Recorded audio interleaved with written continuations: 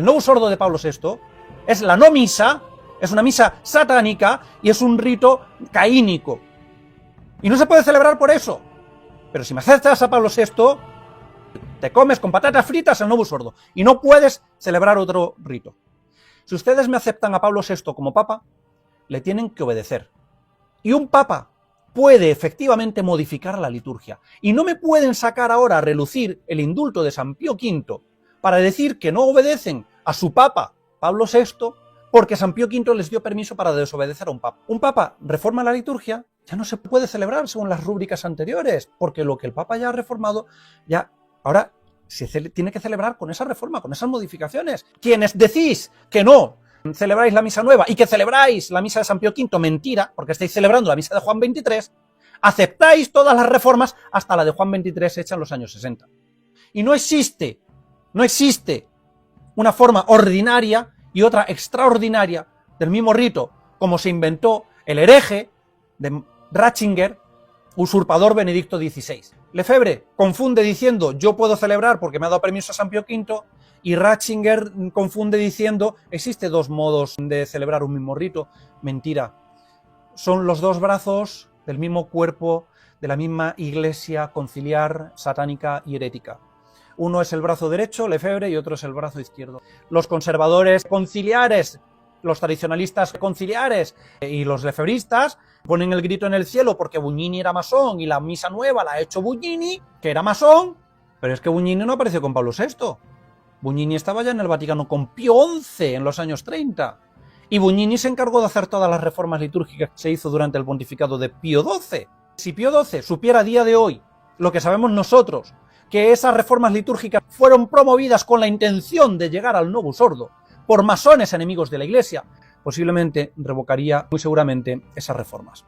Pablo VI, si me lo aceptas como papa, seas lefebrista o seas tradicionalista conciliar, quiso verdaderamente legislar, quiso reformar el rito romano, reformó el rito romano y eliminó lo anterior. Lo mismo que hizo San Pío X, que San Pío V decía que nadie podía tocar el misal ni el breviario, y San Pío X abolió lo que había hecho San Pío V. El breviario romano que San Pío V publicó y que dijo que nadie toque, lo tocó Clemente VIII, Urbano VIII, León XIII, y San Pío X dice queda abolido. Los que verdaderamente saben lo que están haciendo y están enarbolando quo primum tempore como un indulto y un argumento para desobedecer a un supuesto papa. Esos son herejes y están actuando con maldad y con malicia. Esta bula no sirve para impedir que otro papa pueda modificar el misal. La disciplina litúrgica no afecta a la infalibilidad papal. Lo que sí afecta a la infalibilidad papal, lo que el papa no puede modificar, lo que no puede tocar en absoluto, es la esencia de la misa. La esencia de la misa no se puede cambiar porque eso sí lo ha recibido de Dios. La misa es sacrificio. Eso no lo puede tocar ningún papa. Ninguno, porque si lo tocara dejaría de ser papa. Caín inmolaba frutos de la tierra. Ahora, en la misa nueva, en la no misa de Pablo VI, en la iglesia conciliar de Pablo VI, se ofrece los frutos de la tierra. Se destruyen, se inmolan los frutos de la tierra, no el cuerpo y la sangre de Cristo. No se ofrece el cuerpo y la sangre de Cristo, se ofrece el pan y el vino. Nosotros, los católicos, lógicamente, no celebramos la no misa de Pablo VI porque sabemos que Pablo VI no es papa porque fue un hereje, ni Juan XXIII tampoco. Y no hay papa desde la muerte de su santidad Pío XII. Y celebramos, pues como ha celebrado siempre la Iglesia, con la última reforma de San Pío X, con la Divino Afflatus, tanto el misal como el breviario. Pero no podemos oponernos, si reconociésemos a Pablo VI, no podríamos oponernos a su nueva misa.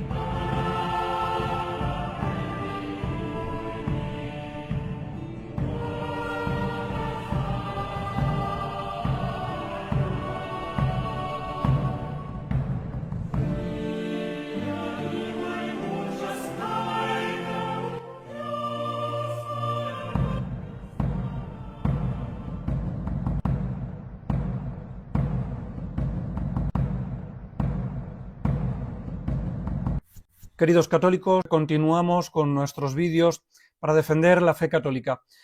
El último vídeo que hicimos de sacrificio abolido se llamaba Corolario, que es el vídeo 14 de esta línea y canal.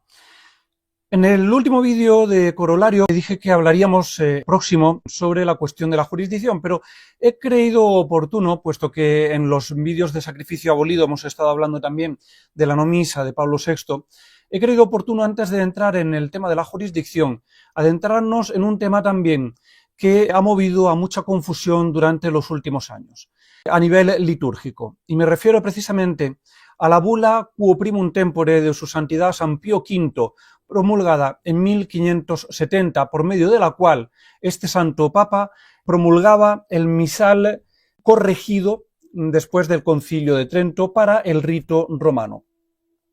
Hay muchas personas que consideran que, como esa bula era a perpetuidad, San Pío V establecía a perpetuidad y de manera irrevocable, de manera que nadie podía tocar absolutamente nada, el rito romano o la Santa Misa, como mal llamada por algunos, Misa Tridentina o Misa de San Pío V.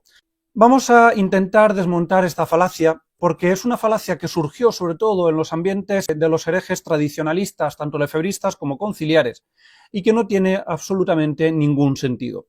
Es una falacia usada por estos herejes para poder reconocer a un hereje por papa y combatirlo como si fuera un hereje, usando precisamente la bula de otro papa.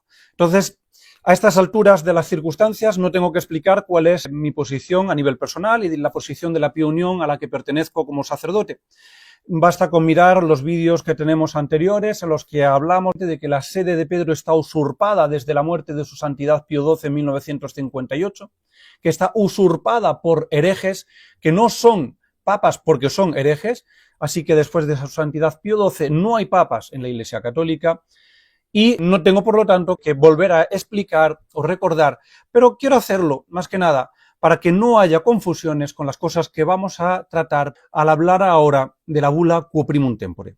Vamos a leer a lo largo de este vídeo esta bula para ver en qué términos su santidad San Pío V estableció dicho documento con el que promulgaba el rito romano.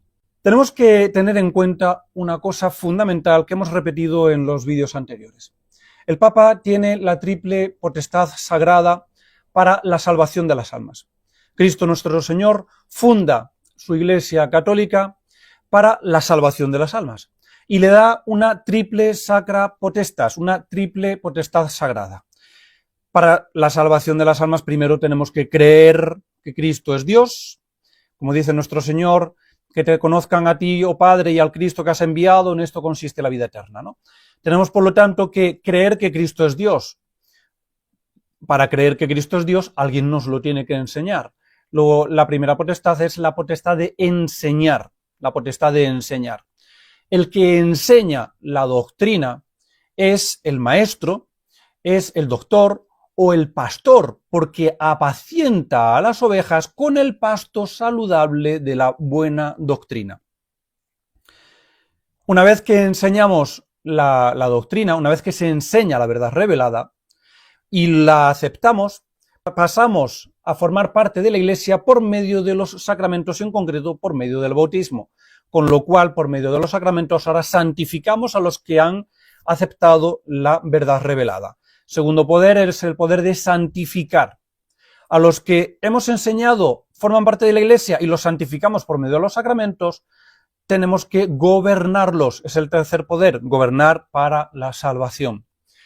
Enseñar para la salvación, santificar para la salvación, gobernar para la salvación. Este es además el orden en que Cristo nuestro Señor entrega esta triple potestad sagrada a sus apóstoles poco antes de subir a los cielos, al decirles: id al mundo entero a predicar el Evangelio, enseñar a todas las criaturas, bautizándolos en el nombre del Padre, del Hijo y del Espíritu Santo, santificar por medio de los sacramentos y del bautismo en concreto, y enseñándoles a guardar aquello que yo os he mandado, gobernar por medio de mandatos, preceptos o leyes. Esta triple potestad sagrada el Papa la posee de manera plena y absoluta. Él posee la plenitud de todos los poderes, de estos tres poderes que son los que Cristo entrega a su Iglesia. Como pastor, es el pastor supremo, y como lo que enseña es la verdad, no puede enseñar ningún error en la verdad, como hemos explicado ya en los vídeos anteriores. Por lo tanto, el Papa, como maestro, es maestro infalible. La infalibilidad afecta solo, única y exclusivamente al poder de enseñar como pastor, doctor o maestro, magister, y por lo tanto, cuando el magister enseña, en los documentos en los que se contiene su enseñanza, a esos documentos les llamamos el magisterio. El magisterio es el lugar donde el magister enseña. El magisterio infalible es el magisterio que tiene que ver con el magíster, con el maestro, es decir, el magisterio en el que se enseña la verdad revelada. Solo en este magisterio el Papa es infalible y, por lo tanto, por el principio de no contradicción, ningún Papa puede contradecir al anterior en cuestiones de fe y de moral. Sin embargo, como supremo pontífice en el poder de santificar o como supremo legislador, el Papa no compromete la infalibilidad. Como supremo legislador, el Papa puede atar y desatar, tiene el poder para hacer y deshacer, con toda la plenitud de los poderes, con toda la plenitud del poder del gobierno, de jurisdicción. Él puede hacer y puede deshacer, puede atar con leyes y puede desatar, abrogando, obrogando o derogando leyes según se modifiquen de manera parcial o total. Cuando el Papa actúa como supremo legislador o gobernante de la Iglesia, ahí no afecta en nada a la infalibilidad. El Papa puede poner y puede quitar lo que ha puesto, o un Papa puede poner una cosa y otro Papa puede quitar, modificar parcial o totalmente lo que otro Papa ha puesto en cuestiones de disciplina, en cuestiones de gobierno. Porque el gobierno o la disciplina no es propiamente magisterio, que es lo propio del magíster y no del legislador. Hay documentos que son de enseñanza, documentos de magisterio propiamente dicho. Ahí el Papa es siempre infalible, porque cuando enseña cuestiones de fe, como la fe es universal, el Papa es infalible al enseñar la verdad, pero luego hay documentos también que son de disciplina, que ahí no afecta a la infalibilidad, y por lo tanto un Papa en cuestiones de disciplina no tiene más poder que otro Papa. Todos los Papas tienen el mismo poder de Cristo, y la plenitud de los tres poderes, ninguno es más Papa que otro, y ningún Papa puede obligar a otro Papa a aceptar lo que él ha puesto en cuestiones de disciplina. Estos son términos que tenemos que tener muy bien asentados. Lógicamente, las cuestiones de fe, ya lo hemos explicado en vídeos anteriores, pero vuelvo a recordar, ¿qué es la fe?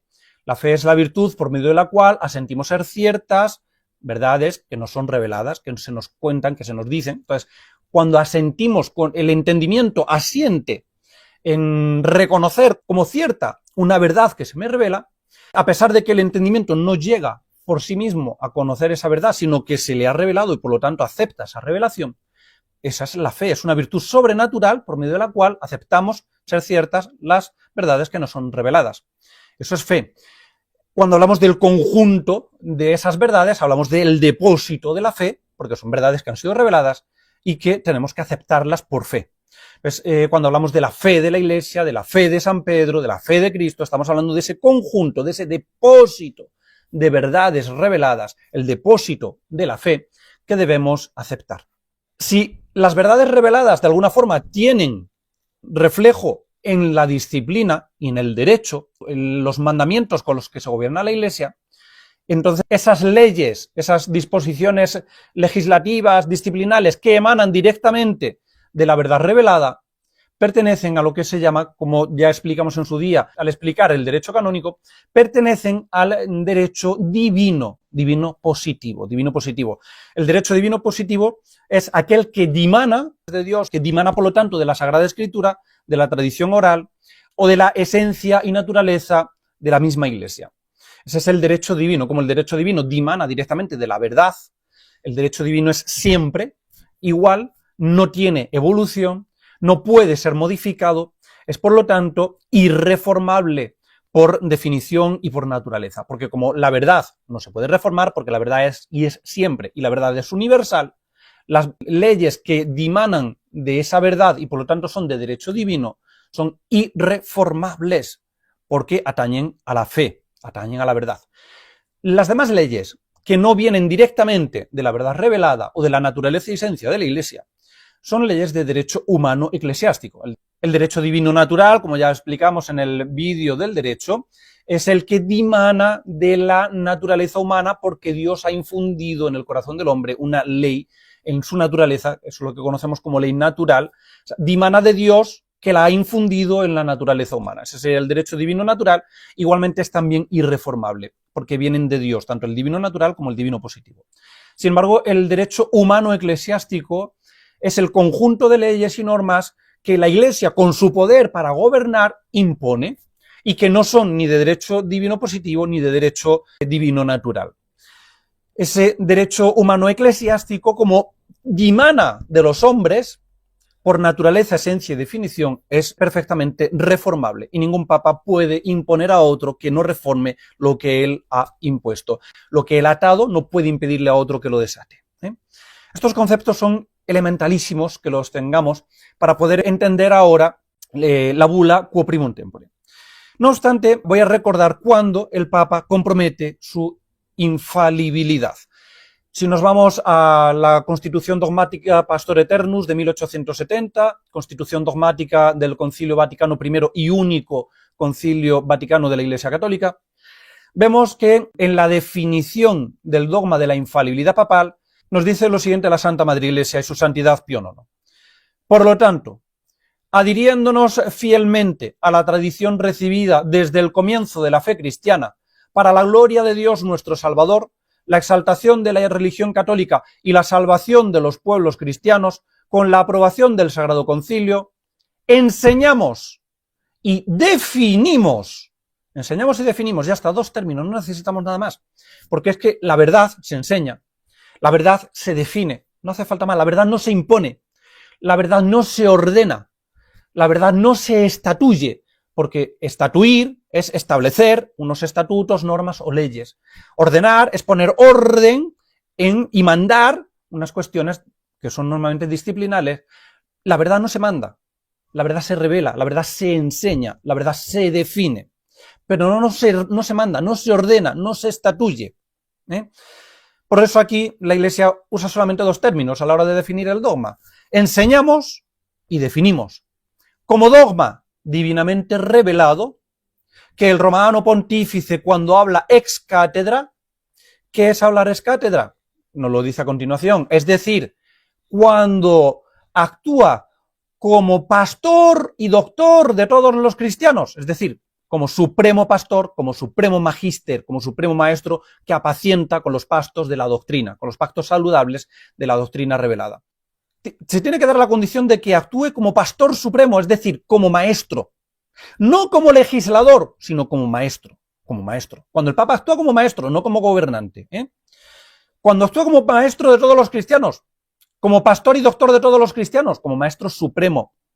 Definiendo, define, cuando actúa como pastor y doctor de todos los cristianos, define por su suprema autoridad apostólica una doctrina sobre fe o moral. Fe o moral, claro, el pastor, el maestro, compromete la infalibilidad cuando enseña fe y moral, y como la fe que debe ser sostenida por la Iglesia universal. Claro, como la fe es el conjunto de verdades reveladas, y las verdades no son reformables, son eternas, pues tienen que ser sostenidas por toda la Iglesia universal, porque la verdad, no hay una verdad particular para un grupo de la Iglesia, no hay una verdad que deba ser creída por una, dos, tres o un grupo de personas dentro de la Iglesia en particular. La verdad, aunque el Papa se dirija en una carta o como sea, o en cualquier documento a una persona en concreto, mientras que enseñe como pastor, es decir, mientras que actúe como maestro supremo, enseñando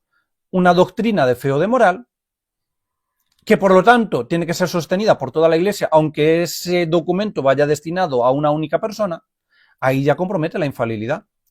Cuando se dan estos tres casos, que actúe como pastor supremo, como maestro supremo, que defina cuestiones de verdad, de fe o de moral, que deben ser sostenidas por toda la Iglesia.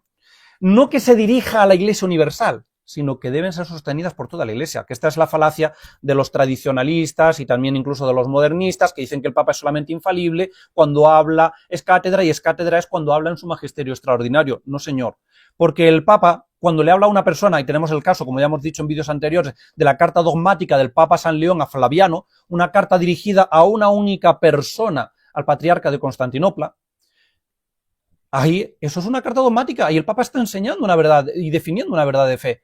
Por lo tanto, aunque se dirija a una persona en magisterio ordinario, es una carta dogmática, que luego fue leída en un concilio ecuménico y que fue aprobada y que fue sancionada por el mismo Papa que la había escrito antes a una sola persona, por el mismo Papa San León.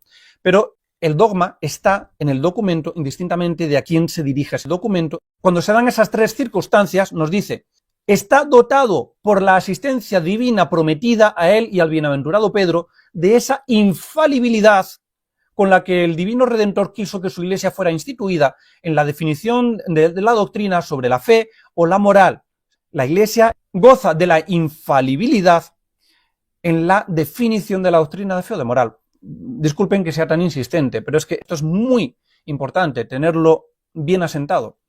Y por lo tanto, tales definiciones del Romano Pontífice son irreformables en sí mismas, pero no por el consentimiento de la Iglesia.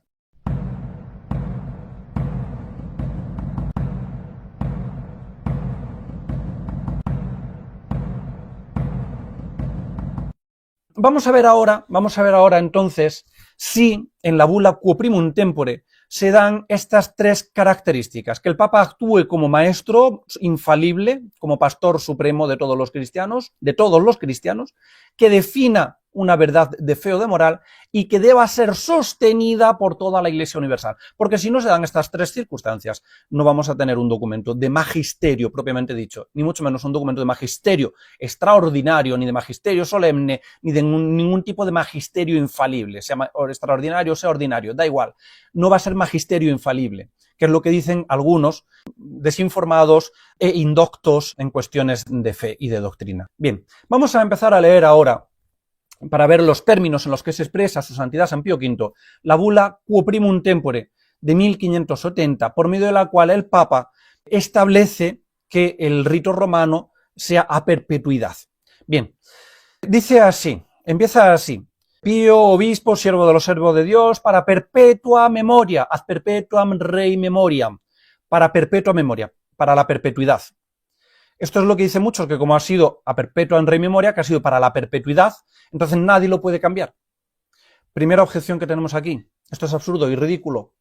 Que una ley sea promulgada a perpetuidad no quiere decir que nadie la pueda cambiar. Las leyes promulgadas a perpetuidad no son un invento de la Iglesia Católica, son mucho más antiguas. Esto viene del derecho romano. El derecho romano, que luego lo asume la Iglesia Católica en casi su totalidad, el derecho romano inventa la figura de una ley promulgada a perpetuidad. ¿Por qué? Porque las leyes normalmente se promulgan para atajar cualquier problema que hay en un momento dado. Entonces, si el problema desaparece, el problema que ha motivado esa ley desaparece, pues la ley deja de tener ya vigor y desaparece también. Entonces, hay leyes que caen en desuso o que simplemente pues dejan de tener fuerza en el momento que desaparece el objeto de la ley. Sin embargo, había leyes que los diferentes legisladores que se iban sucediendo querían mantenerlas y entonces iban ratificando las leyes de sus predecesores para seguir manteniéndolas en vigor. Para que esto no ocurriera y no cayeran en el olvido algunas leyes que debían permanecer siempre, se inventó la figura de ley a perpetuidad. ¿Qué quiere decir una ley a perpetuidad? Cuando un legislador promulga una ley a perpetuidad, lo que nos está diciendo es que esa ley no hace falta que ningún sucesor suyo la siga ratificando, y no va a caer nunca su fuerza, no va a perder nunca su fuerza porque no sea ratificada. O sea, mientras otro legislador no modifique total o parcialmente esa ley va a seguir vigente. Eso es lo que quiere decir una ley a perpetuidad. Pero una ley a perpetuidad no quiere decir que sea irreformable. No, ya digo que la figura de ley a perpetuidad la inventaron los romanos, la asumió la Iglesia Católica y, como vamos a ver a continuación, si no es una ley de derecho divino, pues es perfectamente reformable. Entonces, aunque esté promulgada a perpetuidad, eso no quiere decir nada. Bueno, lo único que quiere decir es que va a estar en vigor hasta que otro legislador con el mismo poder que el que ha promulgado esa ley modifique esa ley. Pero esa ley, lógicamente, no puede ser modificado por un legislador de rango inferior, tiene que ser modificada por un legislador del mismo rango, que tenga el mismo poder, es decir, por otro papa.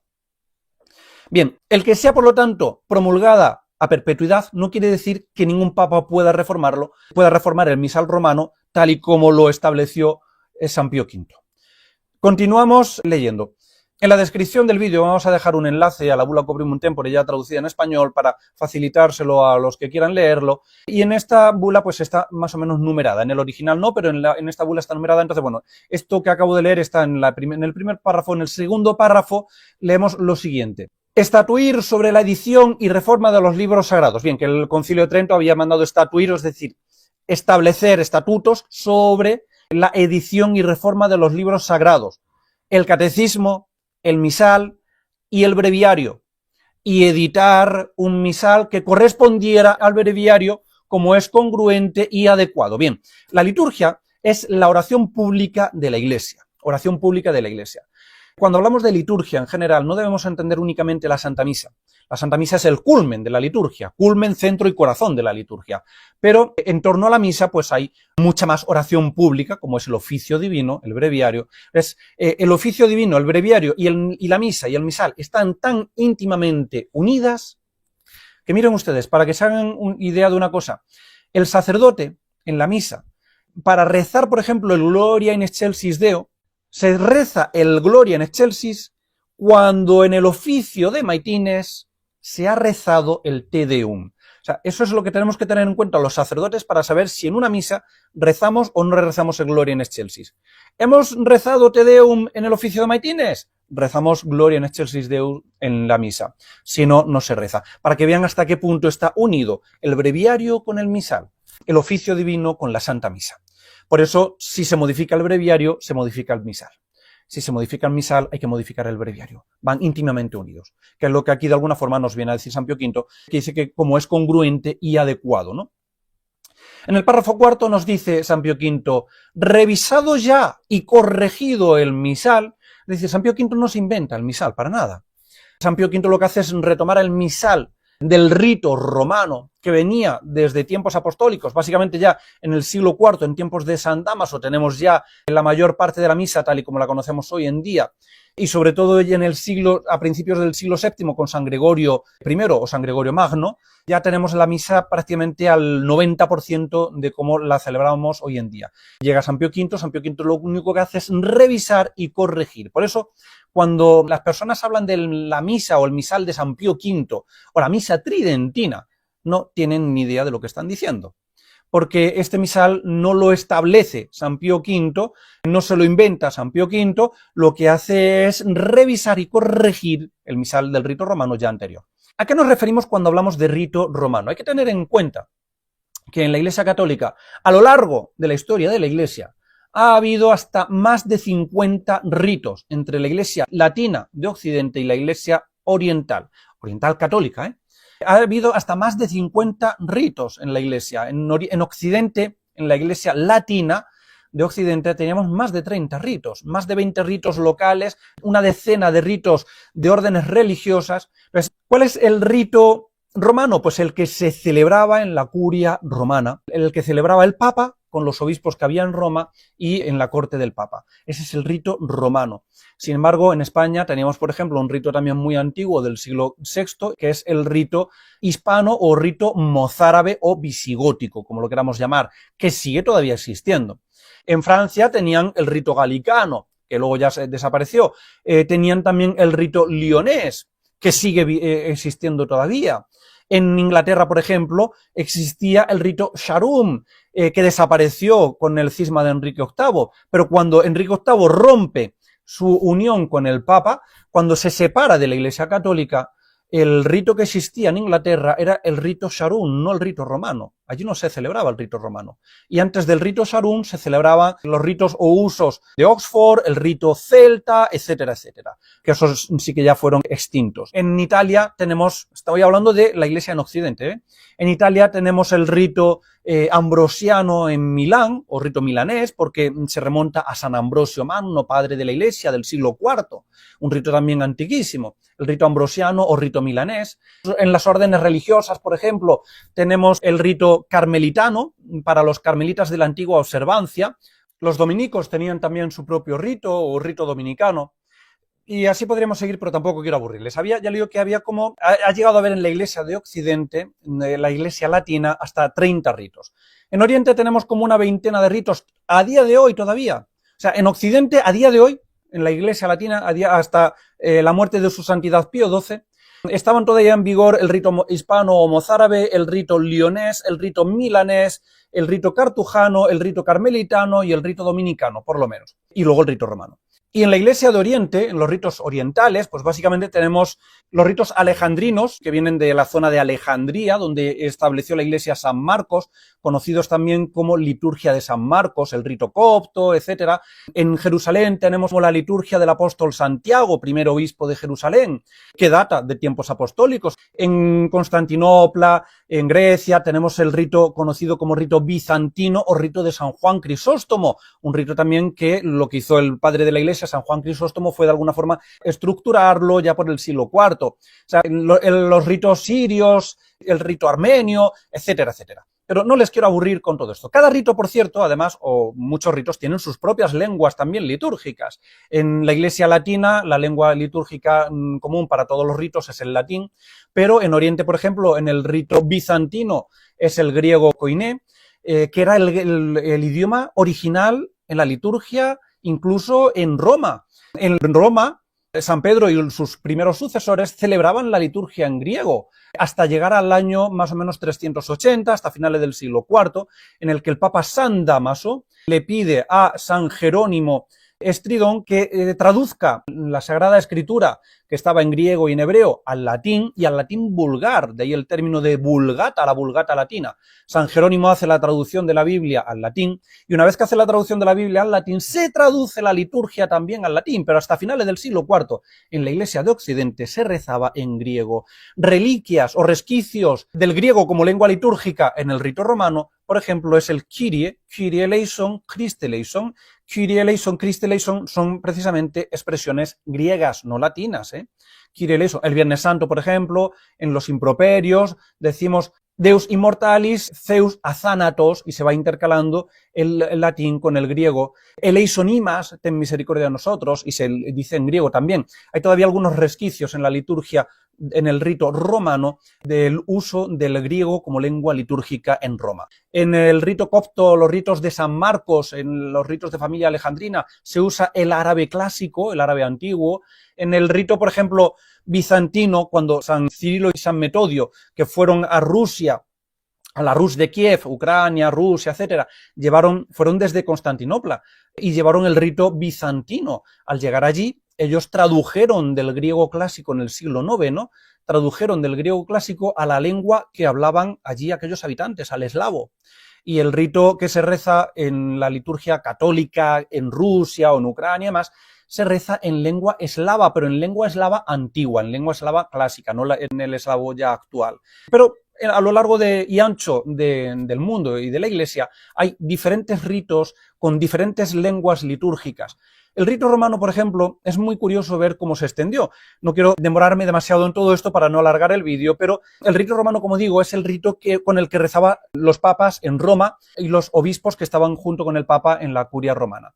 Es precisamente Carlomagno el que, para congraciarse con el Papa, extiende el rito romano a todo el Imperio Carolingio. ¿Por qué? Porque Carlomagno, como había tantísimos ritos en Europa, pues claro, y su imperio era ya un imperio muy vasto, pues en Francia teníamos el rito, como he dicho antes, el galicano y el francés por lo menos, pero luego había también más ritos en Alemania y en otros países. Entonces, claro, en cuanto se movía un poco de un sitio a otro del imperio, se encontraba con ritos diferentes, con que se rezaba de diferente manera en la Iglesia. Entonces él lo que hace es unificar la liturgia en el Imperio Carolingio y para congraciarse con el Papa le pide el misal con el que él celebra misa en Roma para extender el rito del Papa a todo el Imperio Carolingio. Estamos en el siglo VIII. Es entonces cuando el rito romano sale de Roma y se extiende prácticamente a lo que es casi toda Europa a día de hoy. Sin embargo, se extiende pero sigue conviviendo con los diferentes ritos sin que estos desaparezcan. En España, por ejemplo, como teníamos nuestro rito propio, el rito hispano, cuando España es ocupada por los musulmanes, los cristianos que quedan atrapados en territorio musulmán mantienen el rito hispano o visigótico de los visigodos, mantienen el rito hispano, por eso se le llama a los cristianos que están en territorio árabe, se les llamaban mozárabes, y al rito hispano se le empieza a llamar también rito mozárabe.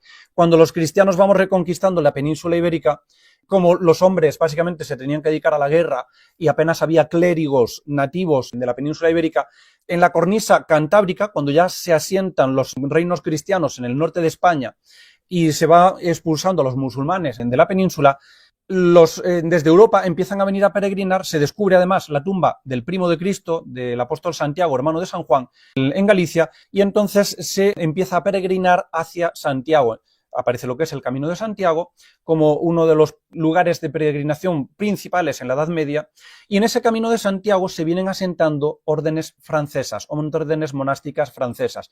El Cluny, el Cister, benedictinos que venían también de Francia, etcétera, se van asentando y van poniendo monasterios. Son ellos los que introducen ya, sobre todo el Cluny y otras órdenes, introducen el rito romano que se había extendido ya al resto de Europa por medio de Carlomagno. Pero, sin embargo, esta introducción del rito romano no fue ni siquiera pacífica en algunos momentos. En el siglo XI, el obispo de Pamplona, García Ramírez, hermano del rey Sancho Ramírez, rey de Aragón y de Pamplona, el obispo de Pamplona, García Ramírez, se negó a aceptar el rito romano. Su hermano, el rey Sancho, para conseguir el apoyo del Papa y de Roma en guerras y demás, el Papa le da apoyo a cambio de que introduzca el rito romano en todos sus territorios. Claro, el obispo de Pamplona, García Ramírez, se negó en un primer momento, haciendo caso a los católicos de esos reinos, se negó en un primer momento a aceptar el rito romano, que tuvo que ser impuesto a la fuerza, finalmente, porque los cristianos que habían mantenido el rito hispano, visigótico, durante la ocupación musulmana, ahora resulta que nos viene el Papa, nos vienen católicos que vienen de Francia y nos traen un rito distinto al nuestro. Aquello fue un choque, desde luego que costó aceptar, pero bueno, poco a poco se fue extendiendo el rito romano por toda la Iglesia de Occidente. Y así llegamos ya, vamos a pegar un salto desde el siglo XI pues, hasta el siglo XVI, con la mal llamada Reforma, con la herejía protestante. Claro, como la liturgia es fundamental para la fe, porque la liturgia es la expresión de la fe. Según se cree, así se reza, y según se reza, así se cree, porque la fe, la oración, afecta a la forma de creer, la forma de rezar afecta a la forma de creer. Lo primero que hacían los herejes era modificar la liturgia. Eso Lutero empieza a modificar la liturgia, por eso en el Concilio de Trento se dice, bien, hay que poner freno a todo esto. Había, como digo, muchos ritos todavía conviviendo con el rito romano en Occidente. Esos ritos, lógicamente, eran modificados por los obispos del lugar. Entonces, lo que hace la Iglesia en el Concilio de Trento y luego San Pío V a petición del concilio es blindar el rito romano, blindarlo. No se inventa nada, lo que hace es coger el rito romano y, como nos dice aquí en el punto 4 de la bula Quo Primum Tempore, revisado y corregido el misal, hemos ordenado tras madura reflexión que fuera impreso cuanto antes en Roma para que los sacerdotes sepan qué oraciones deben emplear en adelante y qué ritos y qué ceremonias han de mantener en la celebración de las misas. Lo que hace entonces ahora el Papa es decir, bien, ahora el rito romano se va a extender a toda la Iglesia latina, allí donde convive con otros ritos, los ritos de más antigüedad de 200 años, lo vamos a leer ahora, pero ya les voy poniendo un poco les voy ubicando, ¿no?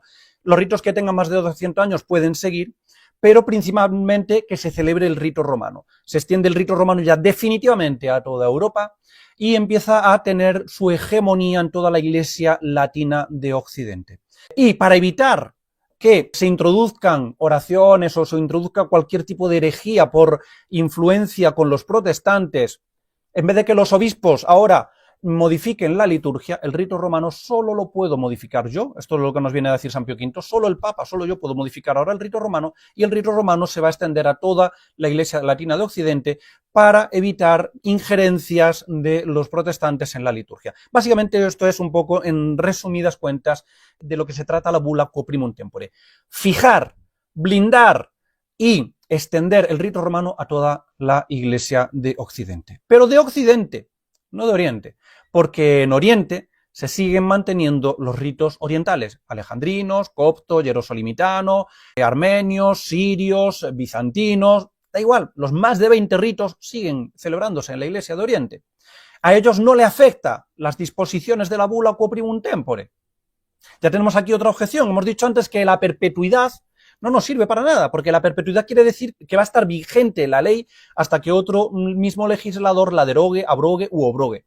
Y ahora, una de las condiciones que tenemos para la infalibilidad es que debe ser sostenido por toda la Iglesia Universal. Sin embargo, la bula Coprimum Tempore no tiene que ser sostenida por toda la Iglesia Universal, porque es solamente para el rito romano, el misal corregido y revisado, del que nos habla San Pío V, para la Iglesia romana, pero no para toda la Iglesia Universal. Por lo tanto, al no tener que ser sostenida lo que manda San Pío V en esta bula por toda la Iglesia Universal, pues ya estamos aquí con que tampoco es, por lo tanto, un documento de magisterio solemne, extraordinario, ni compromete en absoluto para nada la infalibilidad, sino que estamos hablando de un documento de mera disciplina y de disciplina litúrgica. Vamos a continuar entonces con el párrafo 5 de la bula Coprimum Tempore. Nos dice en el párrafo 5 lo siguiente. Pues bien, a fin de que todos abracen y observen en todas partes lo que les ha sido transmitido por la Sacrosanta Iglesia Romana, madre y maestra de las demás iglesias, en adelante y por la perpetuidad de tiempos futuros, prohibimos que se cante y se reciten otras fórmulas que aquellas conformes a la del misal editado por nos. ¿Cuál es el misal que él edita? El misal romano, corregido y revisado. Y esto en todas las iglesias patriarcales, catedrales, colegiatas y parroquiales de las provincias del orbe cristiano, seculares y regulares de cualquier orden o monasterio, tanto de varones como de mujeres e incluso de milicias, órdenes militares. Y en las iglesias y capillas sin cargo de almas, es decir, que no sean parroquias, porque las que tienen cargo de almas, cura animarum, cuidado de almas, son normalmente las parroquias. Claro, aquí parece, dice, bueno, padre, pero acaba usted de leer aquí que se prohíbe que se cante en todas las iglesias patriarcales, catedrales, colegiatas y parroquiales de las provincias del orbe cristiano. Parece que afecta a todo el orbe, ¿no? A toda la Iglesia Universal. Pues no, porque continúa diciendo, y en las iglesias o capillas sin cargo de almas, donde se acostumbra o se debe celebrar la misa conventual en voz alta, con coro o en voz baja, según el rito de la Iglesia romana, según el rito de la Iglesia romana, según el rito romano. ¿Por qué habla de las provincias de todo el orbe cristiano? Porque la Iglesia latina, ya en el siglo XVI, había extendido prácticamente a todo el orbe con las misiones, con el descubrimiento de América, los españoles y los portugueses llegaron ya a Filipinas, a Japón, a Asia, pues ya estábamos también en Oriente, pero claro, precisamente por eso, en esas zonas de Oriente, normalmente no se introdujo el ritos orientales, sino el rito latino, porque eran los descubridores y los misioneros latinos de la Iglesia latina, de España, de Francia, de Portugal, los que llevaron el rito latino romano a esas provincias de Oriente. Por eso aquí nos habla de las provincias de todo el orbe cristiano, pero provincias del orbe cristiano que celebran según el rito de la Iglesia romana.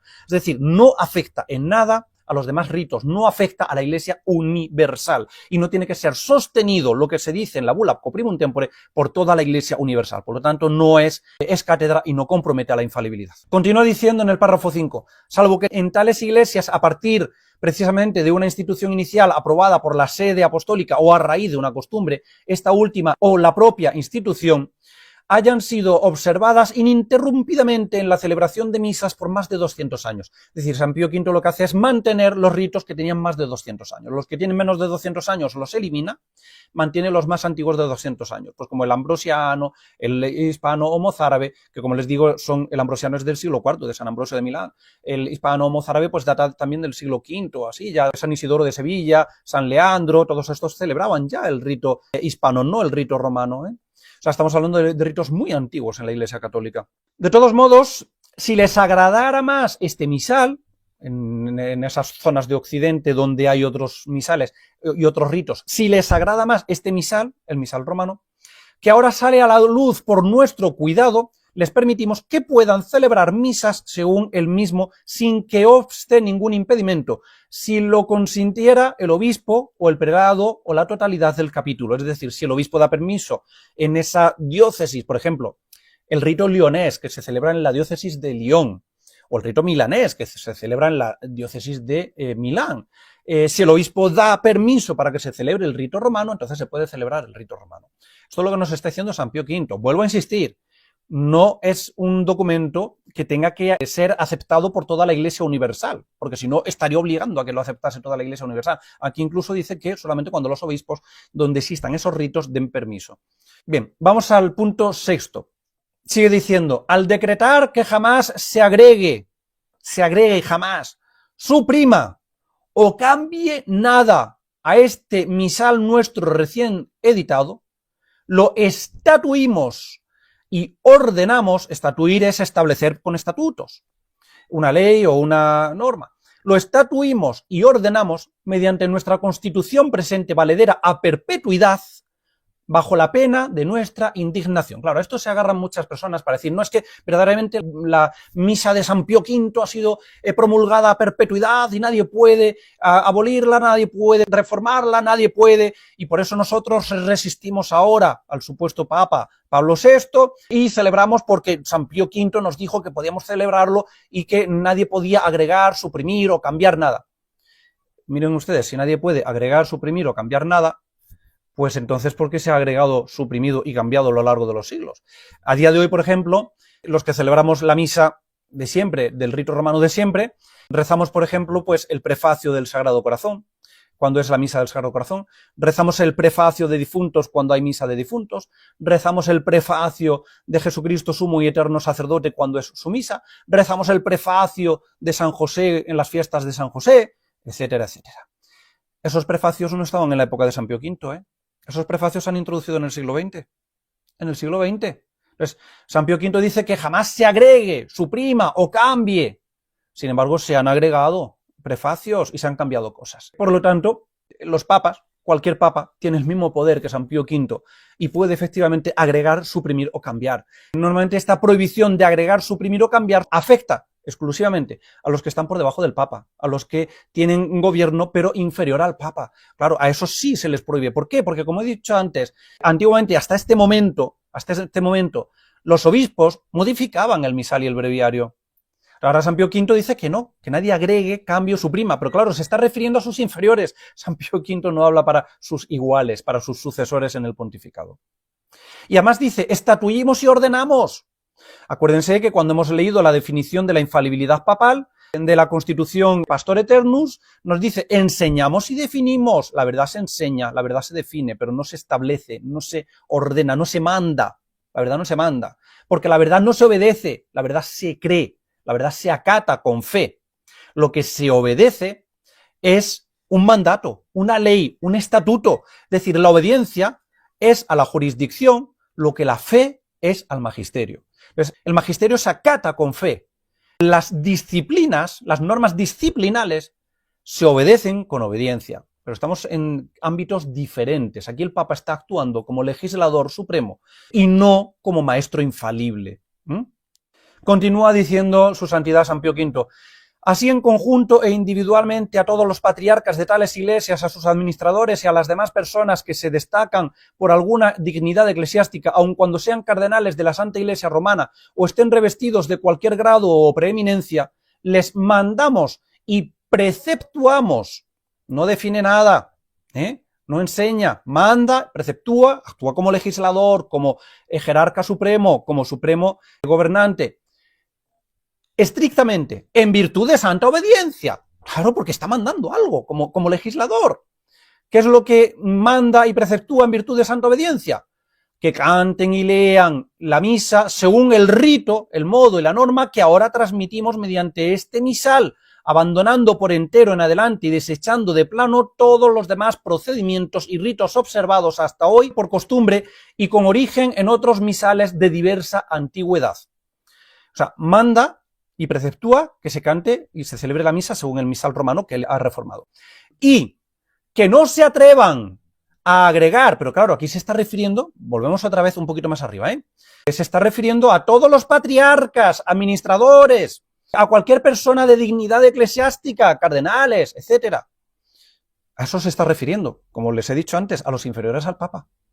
Que no se atrevan a agregar o recitar en la celebración de la misa ceremonias distintas a las contenidas en el misal presente. Es decir, el único que puede modificar el misal es el Papa. Aunque lo haya promulgado, revisado o tal, a perpetuidad, da igual, otro Papa puede modificarlo. Esta bula no sirve para impedir que otro Papa pueda modificar el misal. Párrafo séptimo. En el párrafo séptimo nos dice así San Pío V. Además, por autoridad apostólica y a tenor de la presente, damos concesión e indulto también a perpetuidad, de que en el futuro sigan por completo este misal y de que puedan con validez usarlo libre y lícitamente en todas las iglesias sin ningún escrúpulo de conciencia y sin incurrir en castigos, condenas ni censuras de ninguna especie. Esto es muy importante porque este párrafo es el que usan los herejes tradicionalistas lefebristas y los herejes conservadores de la Iglesia conciliar. Como a mí, San Pío V me ha dado indulto a perpetuidad para celebrar según el rito romano que él promulga, sin incurrir en castigos, pues yo lo celebro y desobedezco al supuesto Papa Pablo VI, a ese usurpador y hereje, que no lo aceptamos como Papa, pero yo me estoy refiriendo aquí a las personas que usan como argumento la bula Quo Primum Tempore para resistir a un supuesto Papa. Miren ustedes, si ustedes me aceptan a Pablo VI como Papa, le tienen que obedecer. Y un Papa puede efectivamente modificar la liturgia. Y no me pueden sacar ahora a relucir el indulto de San Pío V para decir que no obedecen a su Papa Pablo VI porque San Pío V les dio permiso para desobedecer a un Papa, que básicamente eso es lo que me están ustedes diciendo. Esto es absurdo, es ridículo y no tiene ningún sentido, porque entonces tendrían ustedes que celebrar el misal de San Pío V y no el misal con los añadidos que se han hecho a lo largo de los siglos. Vemos en el misal romano, aquí tengo uno, pueden ver las fotos precisamente en el vídeo, que las vamos a subir para que lo puedan ver bien. Este es un misal romano de 1955. La primera bula que aparece es la bula Quo Primum Tempore de San Pío V a perpetuam rei memoriam, a perpetuidad, pero luego después viene una de Clemente VIII, otra de Urbano VIII y otra de San Pío X. Como digo, pueden ver las fotos en el vídeo de estos documentos, por medio de los cuales los papas, hasta 4 papas después de San Pío V, han añadido, modificado y corregido el misal. Si ustedes le dicen a su supuesto Papa Pablo VI, yo celebro la misa de San Pío V porque San Pío V me ha dado un indulto, pues váyanse ustedes al misal de San Pío V y no me usen, como están usando estos herejes tradicionalistas, lefebristas y conservadores de la Iglesia conciliar, el misal de Juan XXIII, del usurpador Juan XXIII, porque el misal que ustedes usan es el misal que promulgó precisamente Juan XXIII después de la reforma de los años 60 por medio del documento Rubricarum Instructum. Ustedes no celebran la misa de San Pío V, ustedes celebran la misa ya modificada por Juan XXIII, por el usurpador Roncalli. Pues no me vengan ahora a decir que celebran la misa de San Pío V porque les ha dado indulto, porque esto es una falacia. Esto es una falacia, es una mentira. Ustedes no están celebrando la misa de San Pío V y no se pueden agarrar a ningún indulto, porque este indulto vale a los sacerdotes cuando un jerarca de la Iglesia inferior al Papa, como acabamos de ver, me intenta imponer o prohibir que celebre la misa según el rito romano. Ahí sí me ampara el indulto del Papa, porque el Papa es superior a esos jerarcas que son inferiores a él. Ningún superior en la Iglesia Católica puede obligar a un sacerdote, a un presbítero, a no celebrar el rito romano. Ahora, si un Papa lo modifica, se celebran las modificaciones, claro, se celebra con las modificaciones, efectivamente. Continúa diciendo en el párrafo 8, del mismo modo, estatuimos y declaramos, vuelvo a repetir, en ningún momento usa el término enseñamos y definimos, no, estatuimos y declaramos, es que es un documento de mera disciplina, del legislador, no del maestro, no es un documento del magíster, no es magisterio, es un documento disciplinar, por mucho que sea una bula, me da exactamente igual. La bula es el tipo de documento. Del mismo modo, estatuimos y declaramos que no han de estar obligados a celebrar la misa en forma distinta a la establecida por nos, ni prelados, ni administradores, ni capellanes, ni los demás sacerdotes seculares de cualquier denominación o regulares de cualquier orden religiosa. Que no pueden ser forzados ni compelidos por nadie a reemplazar el misal. Claro, se supone que es por nadie inferior a un papa. Esto, como es tan evidente, no hace falta que el papa lo diga, aunque ya lo está diciendo además, en lo que hemos visto anteriormente. Y que la presente carta jamás pueda ser revocada ni modificada en ningún tiempo, sino que se yergue siempre firme y válida en su vigor. Bien, vale, esto es un formalismo meramente jurídico, porque efectivamente cualquier papa tiene el mismo poder y San Pío V no puede impedirle a otro papa modificarlo. Y como hemos visto ya, la bula Quo Primum Tempore luego fue modificada por los siguientes documentos que hemos visto en pantalla.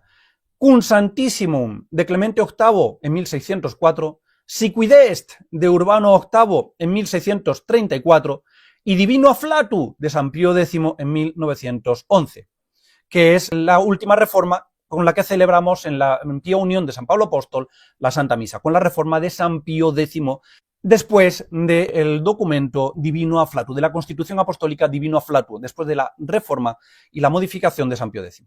Y en el punto 12 ya, para terminar, la bula Quo Primum Tempore dice: así pues, que absolutamente a ninguno de los hombres le sea lícito quebrantar ni ir por temeraria audacia en contra de esta página de nuestro permiso, estatuto, orden, mandato, precepto, concesión, indulto, declaración, voluntad, decreto y prohibición. Nos está hablando en todo momento de figuras propias del legislador, de figuras propias del derecho, de figuras disciplinales y de disciplina litúrgica. La disciplina litúrgica no afecta a la infalibilidad papal. Lo que sí afecta a la infalibilidad papal, lo que el Papa no puede modificar, lo que no puede tocar en absoluto, es la esencia de la misa. La esencia de la misa no se puede cambiar porque eso sí lo ha recibido de Dios, lo ha recibido de Cristo. Cristo nuestro Señor le dice a los apóstoles el Jueves Santo: esto es mi cuerpo que se entrega, esta es mi sangre que se derrama, haced esto en conmemoración mía. Es decir, esta es la víctima para el sacrificio. Haced este sacrificio, renovad este sacrificio en memoria mía, haced esto en memoria mía. La misa es sacrificio. Eso no lo puede tocar ningún papa. Ninguno, porque si lo tocara dejaría de ser papa, porque está tocando algo que es efectivamente de institución divina. Ahora bien, las ceremonias con las que se celebra la misa, el rito, sí que lo puede modificar, porque ya hemos dicho que en la Iglesia ha habido a lo largo de la historia hasta más de 50 ritos litúrgicos. Eso sí que lo puede, entre ritos y usos, eso sí que lo puede modificar el Papa o la Iglesia. Porque lo que la Iglesia se da a sí misma, la Iglesia lo puede modificar. Lo que no se puede modificar es la esencia. Aquí es donde está verdaderamente el problema. Aquí es donde está el problema. Como vimos en vídeos anteriores, en los vídeos de sacrificio abolido, en concreto en el vídeo segundo en el que hablo precisamente de la no misa de Pablo VI, el usurpador Pablo VI lo que hizo fue atacar directamente a la esencia de la misa, eliminar el sacrificio. Explicaba en ese vídeo, y no me extenderé aquí más para no hacer demasiado largo explicaba en ese vídeo que el sacrificio, un sacrificio es el ofrecimiento y destrucción de una víctima en honor a la divinidad. Por lo tanto, el sacrificio consta de dos actos constitutivos: ofrecer e inmolar. Ofrecer e inmolar. Si no se da uno de esos dos actos, no hay sacrificio. Y el usurpador Pablo VI eliminó precisamente el ofrecimiento de la víctima. Mientras que en la Iglesia Católica ofrecemos el cuerpo y la sangre de Cristo, ahora en la Iglesia conciliar se ofrece el pan y el vino, fruto de la tierra y del trabajo de los hombres. Es decir, se ofrecen los frutos de la tierra, la misma ofrenda del homicida Caín. No se ofrece el cordero de Abel, que como decimos además en la Santa Misa, en el canon, pedimos a Dios que acepte este sacrificio como aceptó la ofrenda del justo Abel. La misa ofrece el sacrificio al igual que Abel. Abel inmolaba el cordero, nosotros inmolamos al cordero de Dios. Caín inmolaba frutos de la tierra. Ahora, en la misa nueva, en la no misa de Pablo VI, en la Iglesia conciliar de Pablo VI, se ofrece los frutos de la tierra. Se destruyen, se inmolan los frutos de la tierra, no el cuerpo y la sangre de Cristo. No se ofrece el cuerpo y la sangre de Cristo, se ofrece el pan y el vino. Pues el atacado directamente al eliminar el ofertorio, atacado directamente a la esencia de la Iglesia. Esto es lo que no se puede hacer. Y suponiendo que Pablo VI hubiera sido papa, al hacer esto habría dejado de serlo, porque está atacando a la esencia de la misa, que es de institución divina.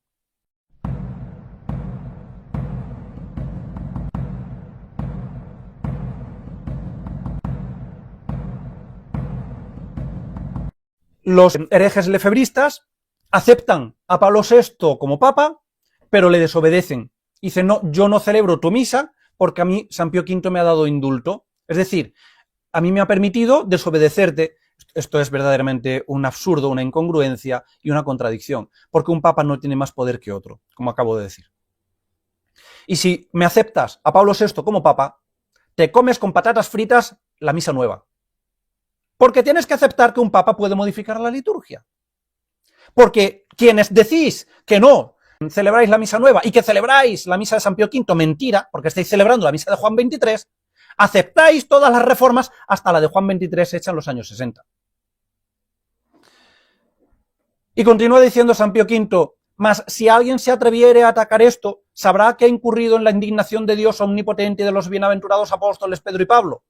Bien, todo esto son formulismos solemnes, jurídicos, pero esto no da ninguna infalibilidad al documento, ni hace que este documento sea de magisterio, y menos aún de magisterio solemne, extraordinario, ni de ningún tipo de magisterio es cátedra. Es un documento del legislador, no del magíster, es un documento disciplinar, no magisterial, ni mucho menos infalible. Por lo tanto, por mucha rimbombancia que haya en los términos, San Pío V no puede prohibir a otro papa que modifique, porque como hemos visto ha sido modificado el misal de San Pío V por al menos 4 papas, y se han añadido, cuando San Pío V decía que nada se añada, se han añadido misas, han añadido prefacios, han añadido cosas, claro que se han añadido, es que los papas pueden añadir, claro que sí, por supuesto que sí. Solo el papa en el rito romano, pero sí que se puede añadir cosas, claro.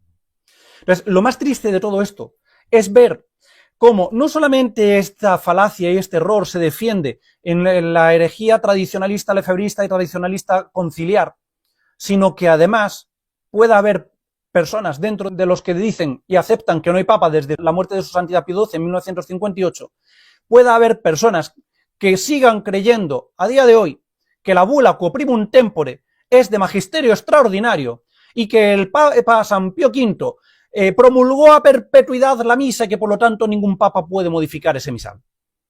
Esto es absurdo, es ridículo. Vamos a ver, la bula Quo Primum Tempore, como he dicho, digo y diré hasta que me muera, la bula Quo Primum Tempore, para resistir a un papa como hacen los lefebristas y los tradicionalistas conciliares, la bula Quo Primum Tempore, para resistir al que ellos creen que es papa, no sirve para nada, absolutamente para nada. La bula Quo Primum Tempore no se puede enarbolar para decir yo celebro la misa San Pío V porque a mí San Pío V me ha dado indulto. Eres idiota, así de sencillo. No se puede usar para eso. La bula no sirve para eso. No, en este sentido, no sirve para nada. Y lo diré y lo repetiré cuantas veces hagan falta. No sirve para nada. Sirve para lo que sirvió, para fijar la liturgia, para blindarla, para establecer la hegemonía del rito romano en toda la Iglesia latina de Occidente. Para eso sí sirvió.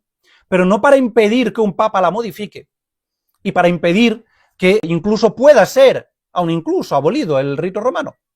Vamos a ver, si un papa, ahora vamos a poner un supuesto, ¿no? Si un papa ahora llegase, cuando haya papa, ahora llega y dice, bien, vamos a reunificar los más de 20 ritos que hay en la Iglesia universal y vamos a dejar un único rito. Y ese único rito va a ser el rito del apóstol Santiago. Bueno, pues el papa puede hacerlo. Tiene poder para hacerlo. Tiene el mismo poder de Cristo, el mismo poder que han tenido todos los papas anteriores. San Pío V no le puede impedir a un papa que incluso abola el rito romano. Lo puede abolir perfectamente y poner otro rito como oficial para toda la Iglesia. Esto puede hacerlo, porque, vuelvo a repetir, el rito no es de institución divina. El conjunto de ceremonias no es de institución divina, sino de institución humana. Y ni siquiera emana el rito, ni siquiera emana de la esencia, naturaleza de la Iglesia. Porque si no, no habría habido a lo largo de la historia más de 50 ritos, con diferentes lenguas litúrgicas. Lo que es de institución divina es que la misa es sacrificio, y que la misa sea sacrificio tiene que darse en todos los ritos. Eso sí, y tiene que haber en todos los ritos el ofertorio del cuerpo y la sangre de Cristo y la inmolación del cuerpo y de la sangre de Cristo para que sea el sacrificio. A partir de ahí, las ceremonias pueden ser modificadas. No hay ningún problema. Cristo nuestro Señor entregó a su Iglesia 7 sacramentos. Esto es de fe. Nadie puede dudarlo ni negarlo. Nadie puede decir que hay 8 sacramentos, 5, no, son 7. Fueron 7 los sacramentos que Cristo entregó a su Iglesia. Sin embargo, no entrega las formas sacramentales, las palabras con las que se tiene que confeccionar todos los sacramentos. Entregó la del bautismo, diciendo yo te bautizo en el nombre del Padre, del Hijo y del Espíritu Santo, y poco más. Los demás ha sido la Iglesia la que ha establecido las formas. Por ejemplo, en el rito de la confirmación, en la ceremonia de la confirmación, en el rito romano, el obispo cuando confirma dice, te signo con el signo de la cruz y te confirmo con el crisma de la salud. Esa es la forma sacramental. Sin embargo, en el rito bizantino, oriental, en griego, lo que dicen es sello del don del Espíritu Santo. Ya me dirán ustedes en qué se parece. Te signo con el signo de la cruz y te confirmo con el crisma de la salud, con sello del don del Espíritu Santo. No se parece absolutamente en nada. Ahora bien, ¿Expresa lo que transmite? Sí. Sello. El sello es una marca, un carácter. ¿La confirmación imprime carácter en el alma? Sí, claro. Es el carácter del Espíritu Santo para fortalecernos con el don de su fuerza, para poder dar testimonio de Cristo. Por eso dice sello, marca, carácter del don, la fuerza del Espíritu Santo. Sello del don del Espíritu Santo. Esas son las palabras con las que se confecciona el sacramento de la confirmación en el rito oriental bizantino. La Iglesia puede, efectivamente, modificar incluso hasta la forma sacramental, y aún incluso hasta la materia. En los ritos orientales, la materia para el sacramento de la Eucaristía es pan fermentado. En los ritos latinos, la materia para el sacramento de la Eucaristía es pan ácimo sin fermentar. Se puede modificar perfectamente. Lo que no es de institución divina, lo que no pueden hacer es poner una magdalena, una pizza, o sea, no, porque la materia tiene que ser pan. Fermentado o sin fermentar, lo decide la Iglesia. Pero la materia es pan, eso sí. Porque Cristo usó pan y usó vino de uvas. Eso no se puede modificar. Ahora, que el vino sea dulce, seco, eso es lo de menos. Se puede usar cualquier tipo de vino que sea vino de uvas. Vemos también, efectivamente, que esto del indulto, de que es que el Papa nos ha dado indulto, ¿a quién ha dado indulto? ¿Y para qué? ¿Y para qué? Nadie puede obligar a un sacerdote a celebrar en otra misa que no sea el misal de San Pío V. ¿Quién ha dicho eso? Claro, un Papa puede obligarte si quiere, también. Y además, es más, no es que si quiere puede, es que la Iglesia te obliga a los sacerdotes a no celebrar en rito romano, a los sacerdotes que no son de rito romano. Y así vemos, por ejemplo, en el Código de Derecho Canónico de 1917, en el canon 98, podemos leer lo siguiente, en los párrafos primero y segundo, básicamente. En el párrafo primero del canon 98 del Código de 1917 dice así: entre los varios ritos católicos, cada cual pertenece a aquel con cuyas ceremonias fue bautizado, es decir, cada católico pertenece al rito en el que ha sido bautizado. Y luego los clérigos son ordenados según al rito al que pertenecen. Claro.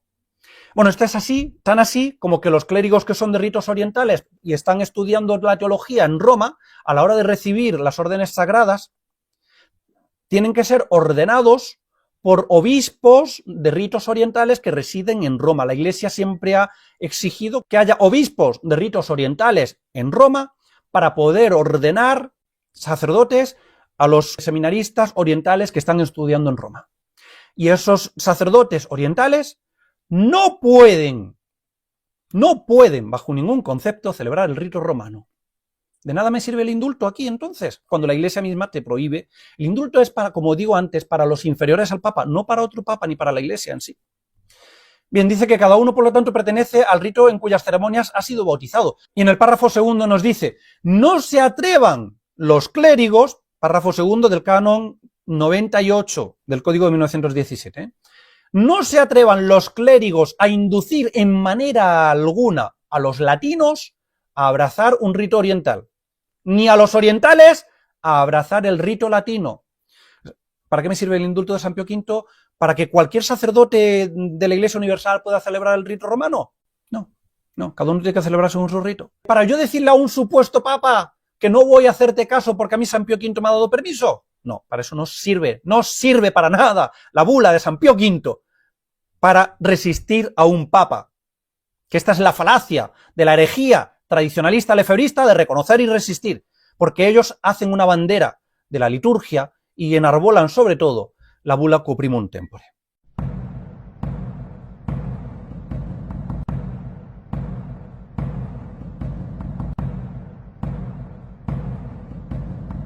Como he dicho antes, efectivamente el misal y el breviario van a la par. Si se modifica una cosa, se tiene que modificar la otra. Misal y breviario forman parte de la liturgia católica, forman parte de la misma liturgia. La misa es el centro y corazón, pero forman parte de la misma litúrgica. Entonces, si se modifica una cosa, se tiene que modificar la otra. Bien, pues San Pío V promulga la bula Quo Primum Tempore, que no es de magisterio infalible, que no es solemne ni es cátedra, que es un documento disciplinar del Supremo Gobernante. 2 años antes de 1570, en 1568, el mismo San Pío V promulga la bula Quod Nobis sobre el breviario romano. Y en la bula Quod Nobis vamos a leer lo siguiente. En la descripción dejaremos 2 enlaces.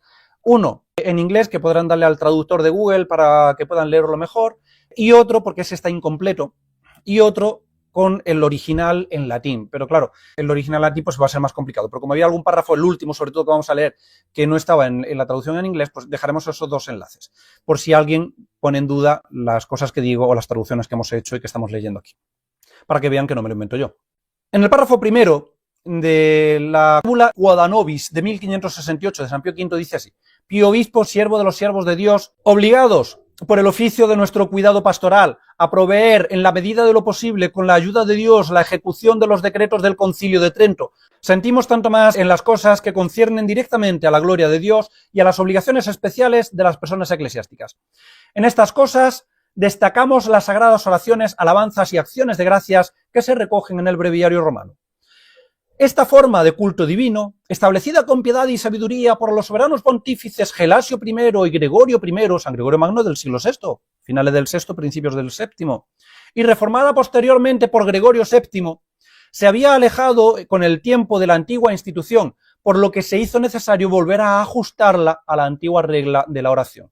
Aquí, bueno, San Pío V nos habla un poco de la evolución que ha tenido el breviario romano desde sus orígenes hasta el siglo XVI. Por eso nos continúa diciendo, algunos, de hecho, aquí nos va a hablar un poquito, nos va a resumir algunas de esas evoluciones. Algunos, de hecho, distorsionaron la armonía del antiguo breviario, mutilándolo en muchos pasajes y alterándolo con la adición de numerosos elementos nuevos e inciertos. Otros, en gran número, atraídos por la mayor comodidad, adoptaron con entusiasmo el nuevo breviario abreviado compuesto por Francisco Quiñónez, cardenal presbítero titular de Santa Cruz en Jerusalén. Francisco Quiñónez fue precisamente un cardenal franciscano español que hizo un breviario abreviado, resumido, y que se extendió por la Iglesia latina. Aquí vemos como lo que les he dicho antes, los obispos, cardenales, podían modificar la liturgia. Por eso San Pío V, ya en Quoprimum Tempore, dice, a partir de ahora el rito romano solo lo puedo tocar yo. Fija, blinda la liturgia y solamente el Papa puede tocarlo. Por eso todas esas prohibiciones de que nadie toque, añada, modifica, pero nadie que esté por debajo de él, claro, no alguien que esté a su mismo nivel. Bien, nos habla del cardenal de Santa Cruz. Además, esta abominable costumbre se había infiltrado en las provincias, en las iglesias que desde sus inicios habían tenido la costumbre de recitar y cantar las horas canónicas siguiendo la antigua tradición romana, es decir, según el breviario romano. Así como en otras, cada obispo se erigió un breviario particular. Les he dicho antes que los obispos modificaban la liturgia. Por eso las prohibiciones de San Pío V, vuelvo a insistir otra vez. Desgarrando, por así decirlo, mediante estos nuevos oficios distintos y propios de cada diócesis, la comunión que consiste en ofrecer al mismo Dios oraciones y alabanzas en una misma forma. De ahí que en numerosos lugares se produjera una profunda alteración del culto divino, y finalmente en el clero la ignorancia de las ceremonias y de los ritos eclesiásticos, de modo que innumerables ministros de las iglesias desempeñaban sus funciones de manera indecente para gran escándalo de los fieles. Es decir, el breviario romano se ha ido distorsionando, se ha ido modificando, los obispos han modificado, han añadido, han quitado cosas. Un cardenal, como es el cardenal Quiñones, en el siglo XVI abrevió el breviario. San Pío V hace un recorrido muy rápido y dice, bien, a partir de ahora, como esto ha ocurrido y se ha distorsionado mucho el breviario romano, la liturgia romana, como se ha distorsionado mucho, pues a partir de ahora dice, párrafo cuarto, asimismo, abolimos todos los demás breviarios o más antiguos que los mencionados. Aquí había hecho mención anteriormente a los breviarios de más de 200 años, al igual que en la misa.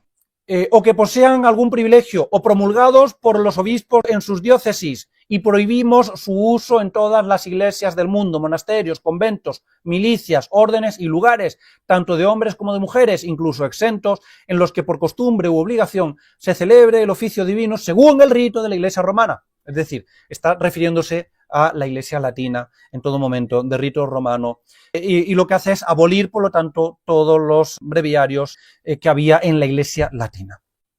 Con excepción, no obstante, de las iglesias que, en virtud de una institución primaria aprobada por la Cátedra Apostólica o de una costumbre antecedente, una y otra, de 200 años de antigüedad, utilicen de manera evidente un breviario determinado, el breviario de su rito, pues el breviario mozárabe o el breviario leonés o el breviario de esos ritos. A estas no pretendemos suprimirles el antiguo derecho a rezar y cantar su oficio, sino que les permitimos, si así lo desean, rezar y cantar el breviario que nosotros promulgamos. en el coro siempre que el obispo y todo el cabildo den su consentimiento. Ni siquiera San Pío V impone en aquellos sitios donde mantiene los ritos latinos occidentales si no lo permite el obispo del lugar. Bien, en el párrafo 5 dice: revocamos absolutamente todos y cada uno de los permisos apostólicos y otros, costumbres, estatutos, incluso los vinculados por juramentos, confirmación apostólica o cualquier otro, privilegios, licencias e indultos para rezar y cantar, tanto en el coro como fuera de él, según el uso y los ritos de los breviarios así suprimidos. Estoy leyendo todo esto para que vean además que es muy parecida la Quod a Nobis con Quo Primum Tempore. Y vamos a ver luego cómo Quod a Nobis es totalmente anulada por San Pío X. Ya les adelanto un poco el final, ¿no? Pero quiero que leamos un poco todo esto para que entiendan y vean que no me estoy inventando yo las cosas. Párrafo 6. Habiendo así prohibido a cualquiera el uso de cualquier otro, breviario se refiere, ordenamos que nuestro breviario y forma de oración y canto se conserve en todas las iglesias del mundo entero, monasterios, órdenes y lugares, incluso si están exentos, en los que el oficio debe o es costumbre ser dicho según el uso de dicho rito de la Iglesia romana, excepto las instituciones o costumbres antes mencionadas que excedan de 200 años. Establecemos que este breviario en ningún momento en absoluto sea cambiado en su totalidad, que no se ha cambiado en su totalidad, o en parte, o parte del mismo, que no se ha cambiado en su totalidad o parte del mismo, que nadie pueda ni agregar ni quitar nada en absoluto, y que todos aquellos que están obligados por derecho o costumbre a recitar o cantar las horas canónicas según el uso y rito de la Iglesia romana, quedan expresamente obligados de ahora en adelante a perpetuidad, como dice luego en Quo Primum Tempore, obligados de ahora en adelante a perpetuidad a recitar y cantar las horas tanto del día como de la noche, estando conformes a la prescripción y forma de este breviario romano, y ninguno de aquellos a quienes el deber se impone formalmente, pero solo puede cumplirse de esta forma, es decir, solamente pueden cumplir con el deber de rezar el breviario si se reza con el breviario romano que manda San Pío V. Párrafo 7. Por lo tanto, ordenamos a todos y cada uno de los patriarcas, arzobispos, obispos, abades y demás prelados de las iglesias que introduzcan este breviario en cada una de sus iglesias, monasterios, conventos, órdenes, milicias, diócesis y lugares antes mencionados, que retiren los demás breviarios, incluso si fueron establecidos bajo su autoridad privada, los cuales acabamos de suprimir y abolir. Y además les ordenamos, como a los demás sacerdotes, clérigos seculares o regulares, de cualquier sexo, militares o exentos, a quienes se les impone la obligación de rezar o cantar el oficio, que lo reciten o canten cuidadosamente, ya sea en el coro o fuera de él, siguiendo la forma de este breviario. Por lo tanto, que nadie se atreva a infringir esta página de nuestra ablación, abolición, permiso, revocación, mandato, precepto, estatuto, indulto, mandato, decreto, relajación, aliento, prohibición, vinculación, voluntad, ni a actuar en contra de ella con temeraria audacia. Pero si alguien se atreve a intentarlo, sepa que incurrirá en la indignación de Dios Todopoderoso y de sus bienaventurados apóstoles Pedro y Pablo, dado en Roma, junto a San Pedro, en el año de la encarnación del Señor, de 1568, el 7º día de los idus de julio, del 3er año de nuestro pontificado. Bien, fíjense con qué solemnidad San Pío V impone el breviario romano por él reformado, revisado y actualizado. Con la misma solemnidad con la que impone el misal romano. ¿Quiere eso decir que ningún papa puede reformarlo?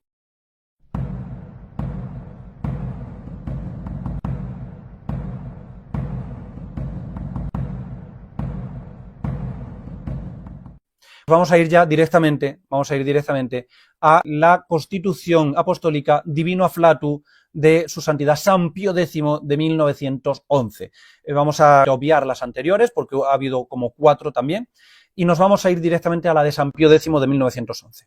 Hemos visto con qué solemnidad prohíbe San Pío V que nadie toque, añade, reforme, quite, modifique el breviario, así como con el misal, Sin embargo, San Pío X en 1911 en la Constitución Apostólica Divino Afflatus, que aparece en el misal, porque como hemos dicho antes, modificamos el breviario, afecta al misal, se modifica el misal, Ojo, modificamos el breviario, modificamos el misal, ¿eh? Y San Pío V nos dice que ni se toque el breviario ni se toque el misal, que no se añada, que no se suprima, que no se corrija nada. Pues vamos a ver ahora a San Pío X, ¿eh? 2 papas y los 2 santos, ¿eh? San Pío X, Divino Afflatus, 1911. Por lo tanto, no sorprende que muchos obispos de diferentes partes del mundo hayan llevado sus oraciones a la sede apostólica sobre este asunto, la reforma del breviario. Especialmente en el Concilio Vaticano, se refiere al único Concilio Vaticano, al Vaticano I de 1870, y al único Concilio Vaticano de la Iglesia Católica, claro. Cuando solicitaron, o sea, en el Vaticano primero, los obispos solicitaron, entre otras cosas, que en la medida de lo posible se revocara la antigua costumbre de recitar el salterio completo durante la semana, para no imponer una mayor carga al clero, que ya trabaja más en la viña del ministerio sagrado debido a la reducción del número de trabajadores. Estamos en 1911, ¿eh? ¿Qué diría San Pío X a día de hoy? En efecto, hemos considerado necesario conceder estas peticiones y oraciones, que también eran nuestras, antes de que yo asumiera el pontificado. Vale, ¿qué nos está aquí diciendo San Pío X?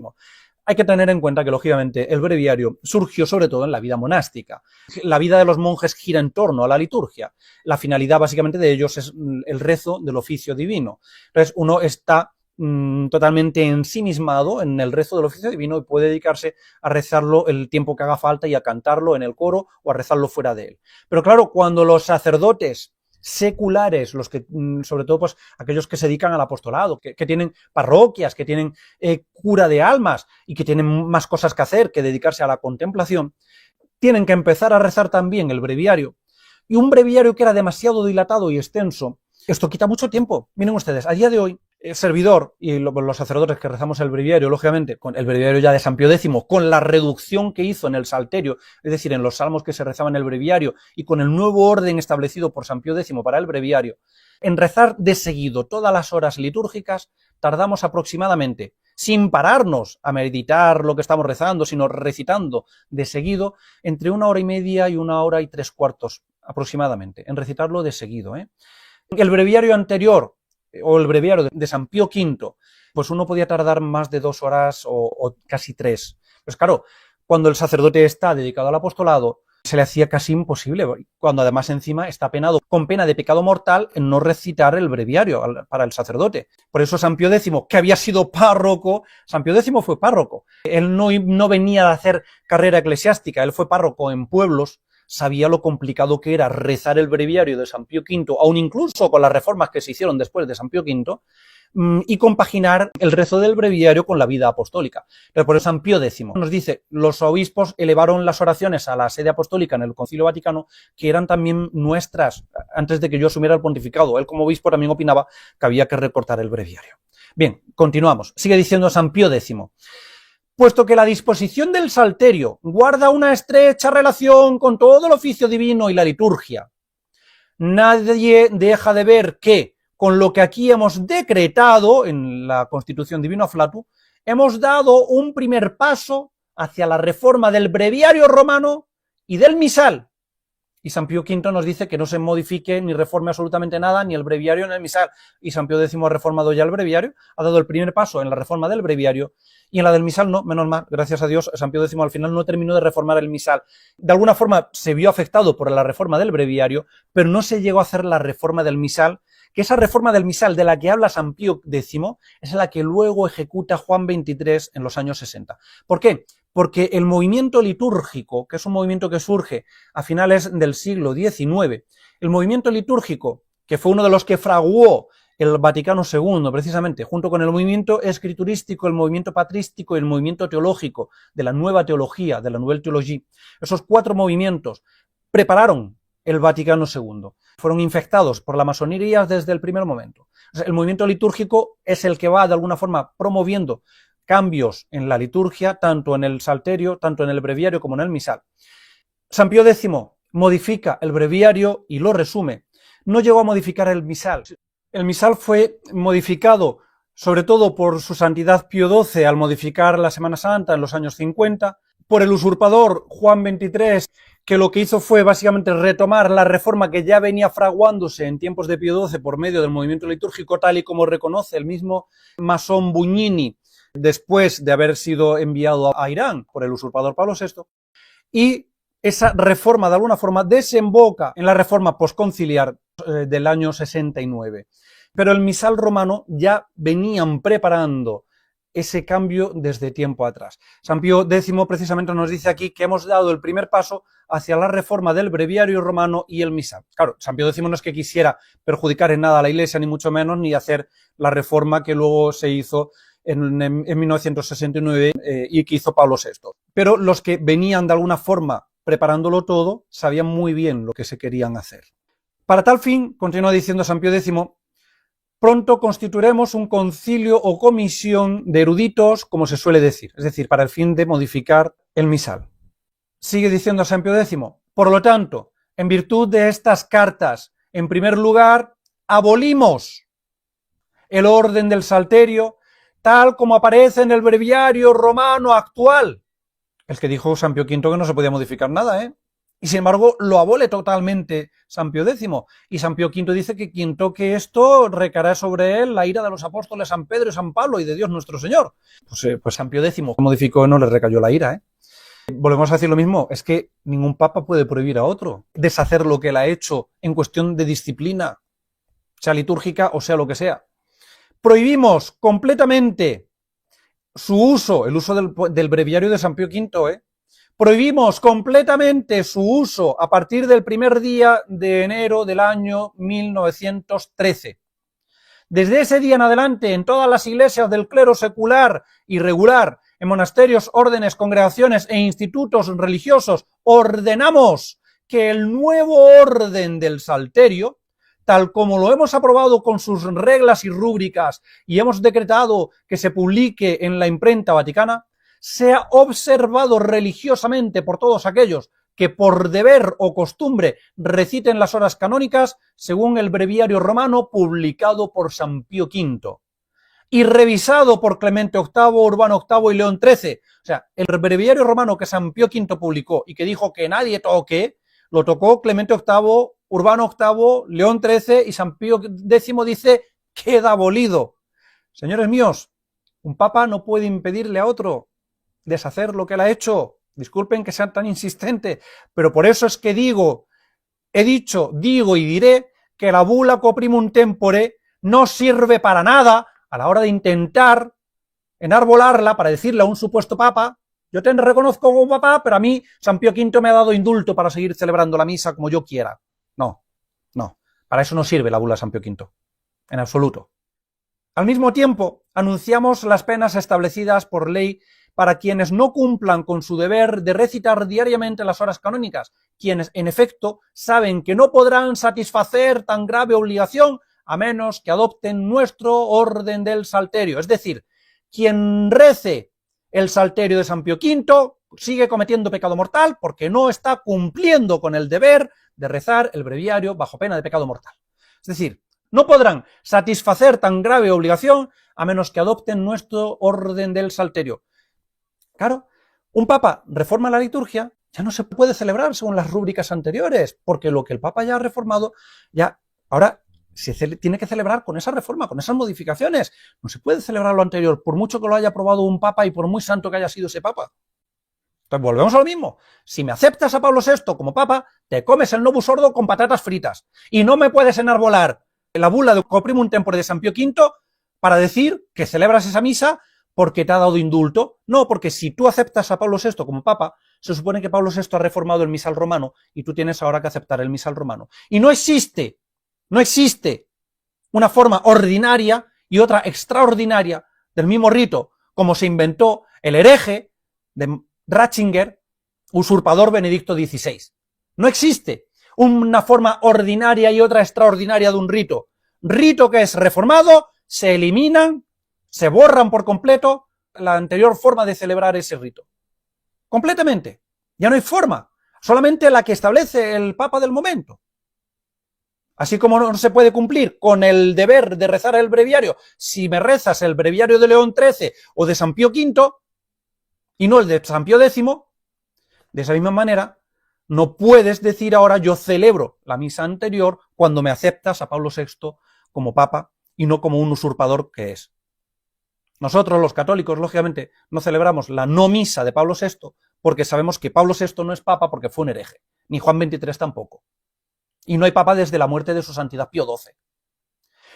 Y celebramos, pues como ha celebrado siempre la Iglesia, con la última reforma de San Pío X, con la Divino Afflatus, tanto el misal como el breviario. Pero no podemos oponernos, si reconociésemos a Pablo VI, no podríamos oponernos a su nueva misa. Hay que ser coherentes, señores míos. Por eso es que los herejes lefebristas y los herejes tradicionalistas conciliares, lo único que hacen es tergiversarlo todo, pero claro, la culpa aquí la tiene, sobre todo también, no solamente Lefebvre y sus seguidores que empezaron a enarbolar la bula Coprimum Tempore, sino ahora Ratzinger que dice, sí, hay una manera ordinaria y otra extraordinaria, el vetus ordo y el nubus ordo. Estupidez, jamás he hablado de vetus ordo, se reforma un misal y se reforma y punto, y ya está. Ya está, ya está. Aquí ni San Pío X ni ningún otro papa ha llamado vetus ordo al ordo del salterio de San Pío V cuando lo elimina San Pío X. Modifico un ordo, lo modifico y punto. No hay vetus y no hay vetus y novo. Hay solamente un rito. Un rito. El rito romano. El novus ordo de Pablo VI es la no misa, es una misa satánica y es un rito caínico. Y no se puede celebrar por eso. Pero si me aceptas a Pablo VI, te vuelvo a decir, te comes con patatas fritas el novus ordo y no puedes celebrar otro rito. Continúa diciendo San Pío X, proclamamos, declaramos y sancionamos estas cosas, decretando que nuestras cartas son y serán siempre válidas y eficaces.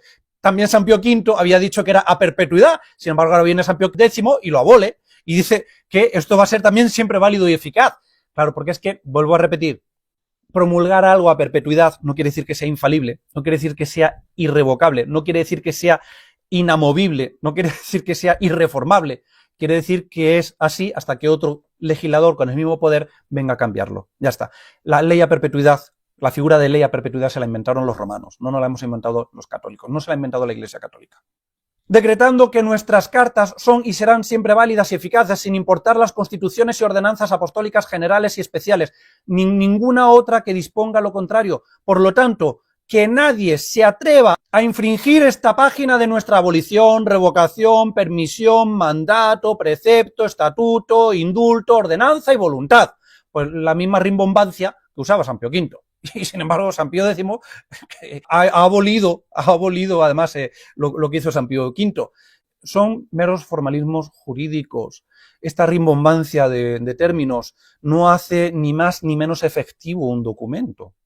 Ni a ir en contra de ella con temeraria audacia, pero si alguien se atreve a intentarlo, sepa que incurrirá en la indignación de Dios Todopoderoso, de los bienaventurados Pedro y Pablo y sus apóstoles. Mismas palabras que usaba San Pío V. Son formalismos jurídicos. Ya está.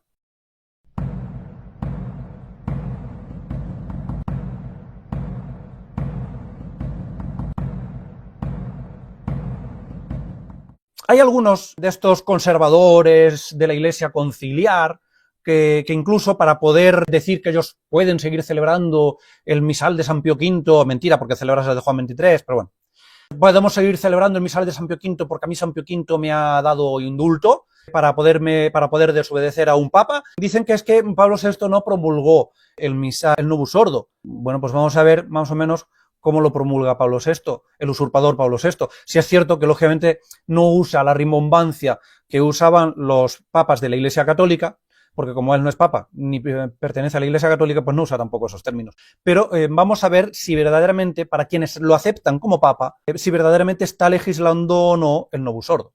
En la Constitución Apostólica Missale Romanum, por la cual se promulga el misal romano reformado, o sea, se supone que es el misal romano que ha reformado. El mismo misal romano que revisó San Pío V después de Trento, que luego fue modificado por Clemente VIII, Urbano VIII, San Pío X, para los que acepten a Juan XXIII. Ese mismo misal romano ahora es reformado, se promulga el misal romano reformado, no lo han sacado de la nada. Sí es cierto que lo han modificado hasta hacerlo irreconocible, pero han partido del misal romano, lo han deshecho, pero han partido del misal romano. Entonces, si me aceptas a Pablo VI como papa, tienes que aceptarme que ese es el misal romano reformado, es el rito reformado, y por lo tanto, el papa tiene poder para reformarlo y tú tienes que celebrarlo y no puedes celebrarme otro. Y no existe una forma ordinaria y una forma extraordinaria, como dice el mentirosísimo hereje de Ratzinger, que lo único que hace es confundir. Lo único que hace es confundir con esos términos. Lefebvre confunde diciendo yo puedo celebrar porque me ha dado permiso a San Pío V, y Ratzinger confunde diciendo existe dos modos de celebrar un mismo rito. Mentira.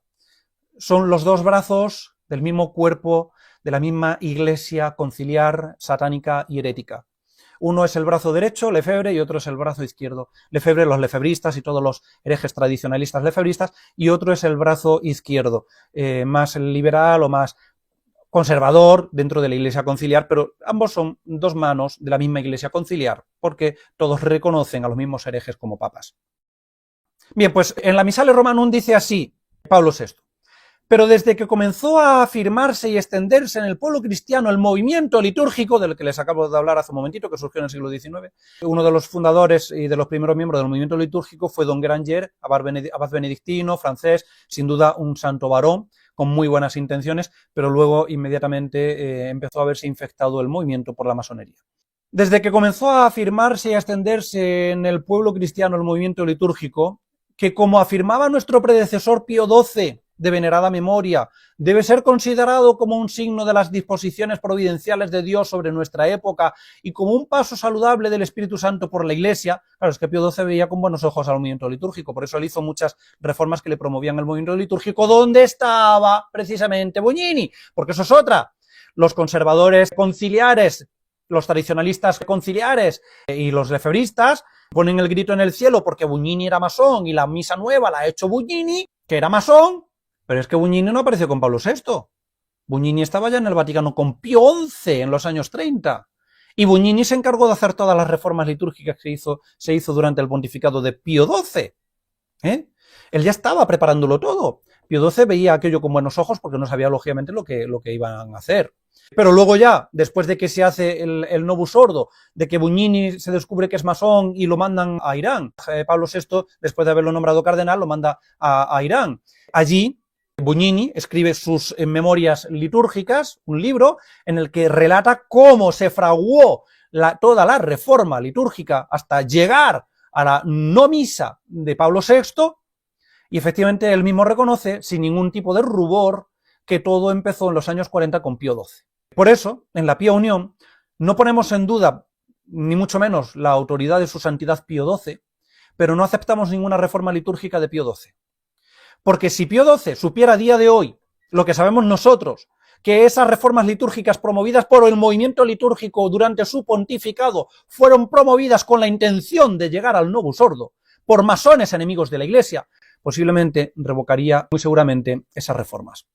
Pero como murió sin saberlo y él no comprometió su infalibilidad, porque en la disciplina litúrgica no se compromete la infalibilidad, y tampoco las reformas propiamente afectan en sí, propiamente dicho, a la fe, pues nosotros, si hubiera papa, a día de hoy le preguntaríamos al romano pontífice Santidad, sabiendo ya lo que sabemos esto, por boca precisamente de uno de los autores de esas reformas, y que sabemos ya que es masón, ¿debemos celebrar las reformas que se hizo en tiempo del pontificado de su Santidad Pío XII? ¿O se celebran las anteriores? Que el Papa dice que hay que celebrar las reformas de Pío XII, nos callamos y celebramos lo que dijo Pío XII y lo que diga el Papa de turno.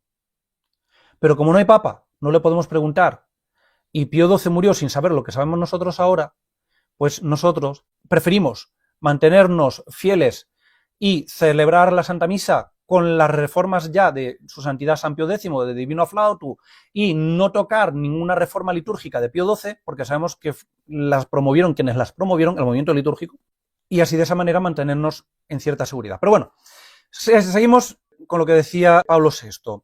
El movimiento litúrgico, que como afirmaba nuestro predecesor Pío XII de venerada memoria, debe ser considerado como un signo de las disposiciones providenciales de Dios sobre nuestra época y como un paso saludable del Espíritu Santo por la Iglesia, se percibió claramente que los textos del misal romano necesitaban ser revisados y enriquecidos. Oiga, están revisando el misal romano, no se está inventando un misal. Eso nos dice Pablo VI, ¿eh?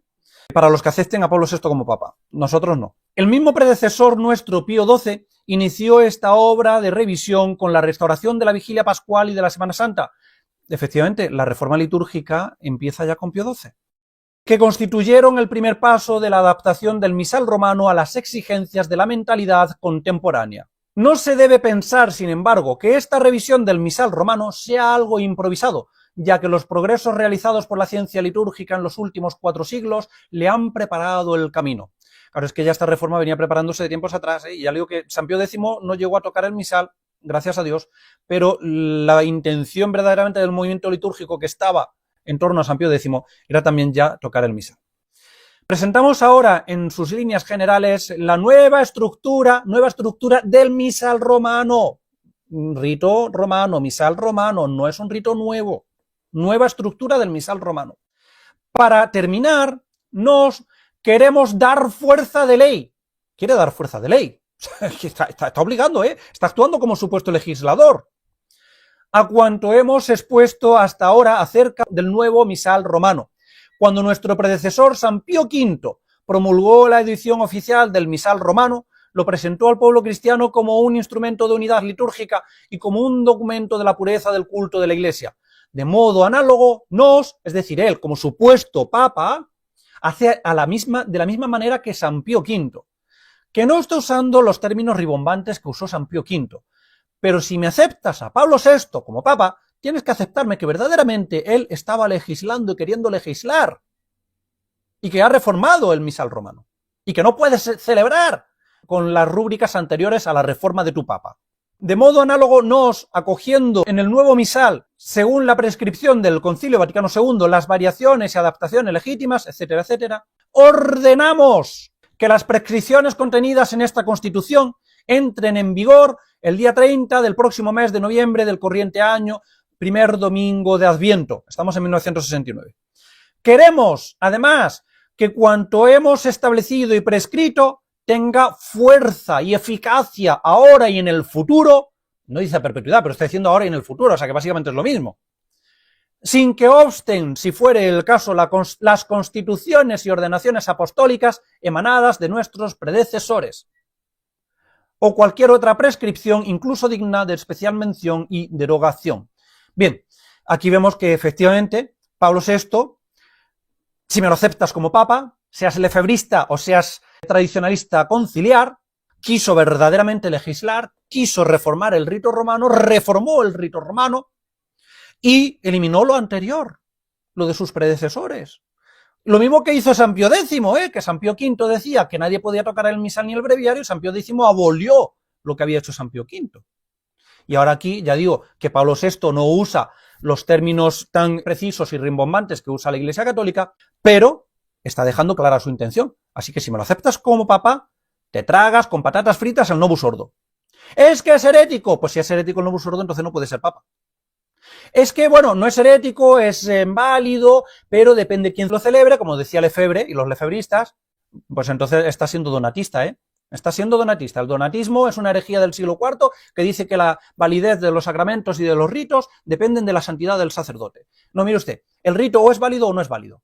Ya dejé bien explicado en los vídeos de sacrificio abolido, sobre todo en el segundo, en el que hablo de la no misa de Pablo VI, que la misa de Pablo VI es una no misa, porque no es misa, no es sacrificio, y por lo tanto es completamente inválido. Inválido primero porque él no era papa, y segundo porque no es misa y no es sacrificio. Pero si tú me lo estás aceptando como papa y no me llegas a decir que no es misa, pues te aguantas y celebras lo que dice tu papa. Y como vuelvo a decir, como he dicho, y vuelvo a decir, sobre todo a esos tradicionalistas lefebristas y herejes tradicionalistas conciliares, la bula de San Pío V no sirve para nada si quieres oponerte a tu papa. No sirve para nada.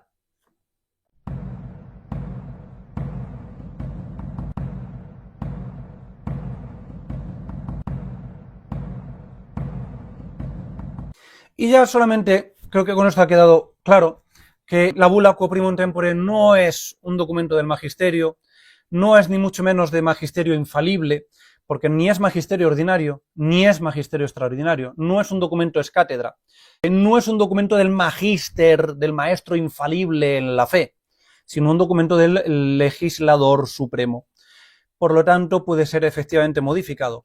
En él no se compromete la infalibilidad.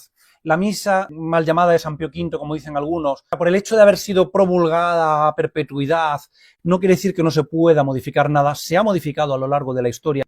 Se han añadido prefacios, oraciones y de todo. Se ha modificado, y se ha modificado la estructura en parte, se han eliminado octavas y se han cambiado clases de los ritos, de las misas.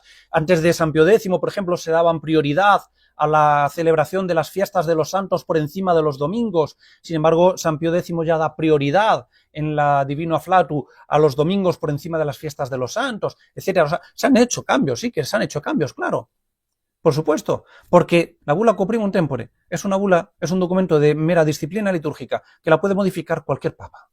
Y no puede ser utilizada como bandera de resistencia, como hacen los herejes de la herejía de reconocer y resistir. De reconozco a un hereje por papa, pero le resisto como hereje y le desobedezco porque a mi otro papa me ha dado indulto. Estupidez.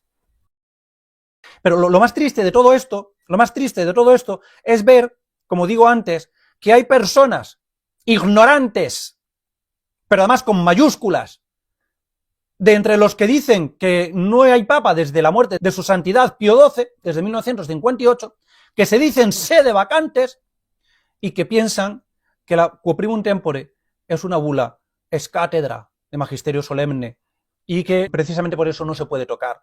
Pues si no se puede tocar, celebra la misa con la rúbrica de San Pío V, pero no me celebres la misa con la rúbrica de San Pío X. Y sé coherente.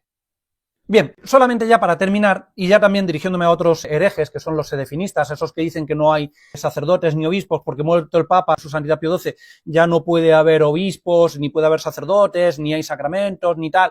Estos precisamente toman una constitución dogmática, la constitución dogmática de Pío XII, Vacantis Apostolicae Sedis, en la cual Pío XII pues pone las normas para el cónclave, y dicen que Vacantis Apostolicae Sedis es también un documento de magisterio solemne, extraordinario, infalible, ex cátedra, y no sé cuántas tonterías más. Bien, pues vámonos al final de la Constitución Apostólica Vacantis Apostolicae Sedis de Pío XII, a ver si vemos ahí que enseñe o que defina algo que comprometa a la infalibilidad papal.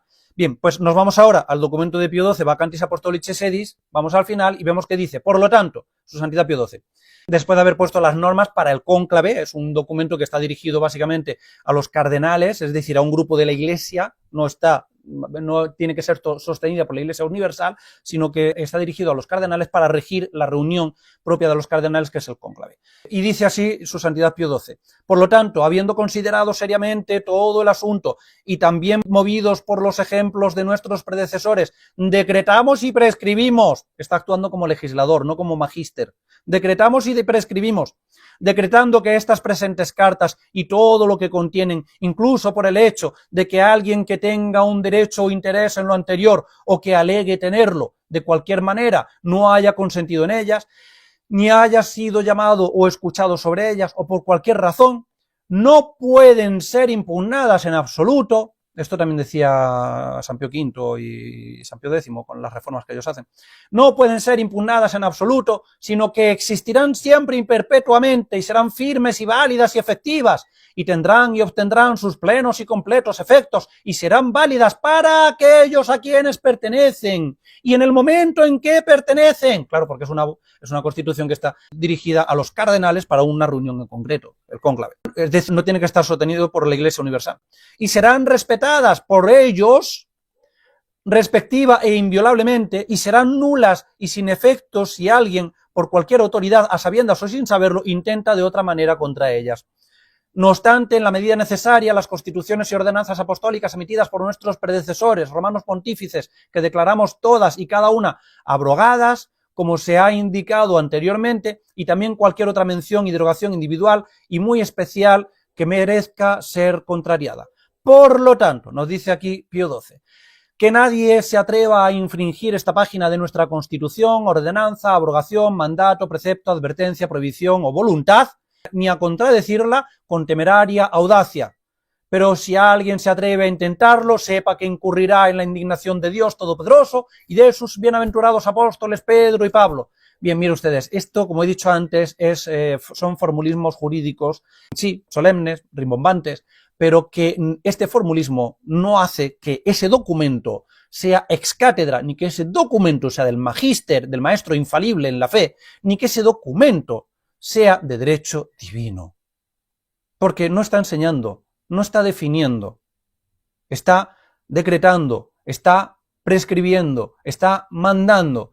Vacantis apostolici sedi, que les pese a los herejes sedefinistas, es un documento de derecho humano eclesiástico. Y el derecho humano eclesiástico no puede estar nunca por encima del derecho divino, que nos dice que tiene que haber papa, que el bienaventurado Pedro tiene que tener sucesores, es decir, entes particulares físicos, sucesores perpetuos, es decir, para siempre, en el primado petrino. Pues, si San Pedro tiene que tener sucesores perpetuos en el primado petrino, aquí no me están hablando de la perpetuidad del papado como ente moral.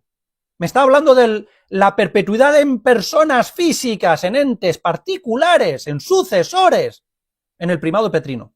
Para siempre. No puede ser, por lo tanto, que cuando venga Cristo se encuentre la iglesia sin papa. Cristo entregó la iglesia a Pedro y Cristo recibirá la iglesia de un sucesor de San Pedro.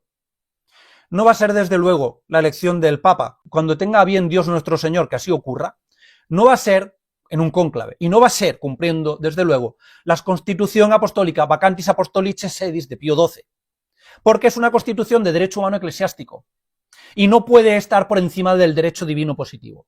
Y es de institución divina que tiene que haber papas hasta que venga Cristo. Y Cristo recibirá la iglesia de un sucesor de San Pedro. Por lo tanto, ¿hay obispos? Sí, aunque no haya papa, y eso lo explicaremos luego en el siguiente vídeo, que era el que quería haber hecho ahora, pero lo vamos a dejar para más adelante, cuando hable de cómo los obispos sin papa reciben la jurisdicción. Y hay obispos, por lo tanto, aunque no haya papa, y habrá papa cuando Dios así lo disponga, no inmediatamente porque no se dan las condiciones ahora mismo para una reunión ni para una elección de un romano pontífice, porque hay una grandísima confusión, pero volverá a haber papa cuando Dios nuestro Señor así lo disponga. Y Vacantis Apostolici Sedis, lo vuelvo a repetir, para esos herejes sedefinistas, es de derecho humano eclesiástico y no de derecho divino positivo, porque la forma de elegir a un papa ha cambiado a lo largo de la historia de la Iglesia. Y lo que es de derecho divino positivo es, por naturaleza, esencia y definición, irreformable.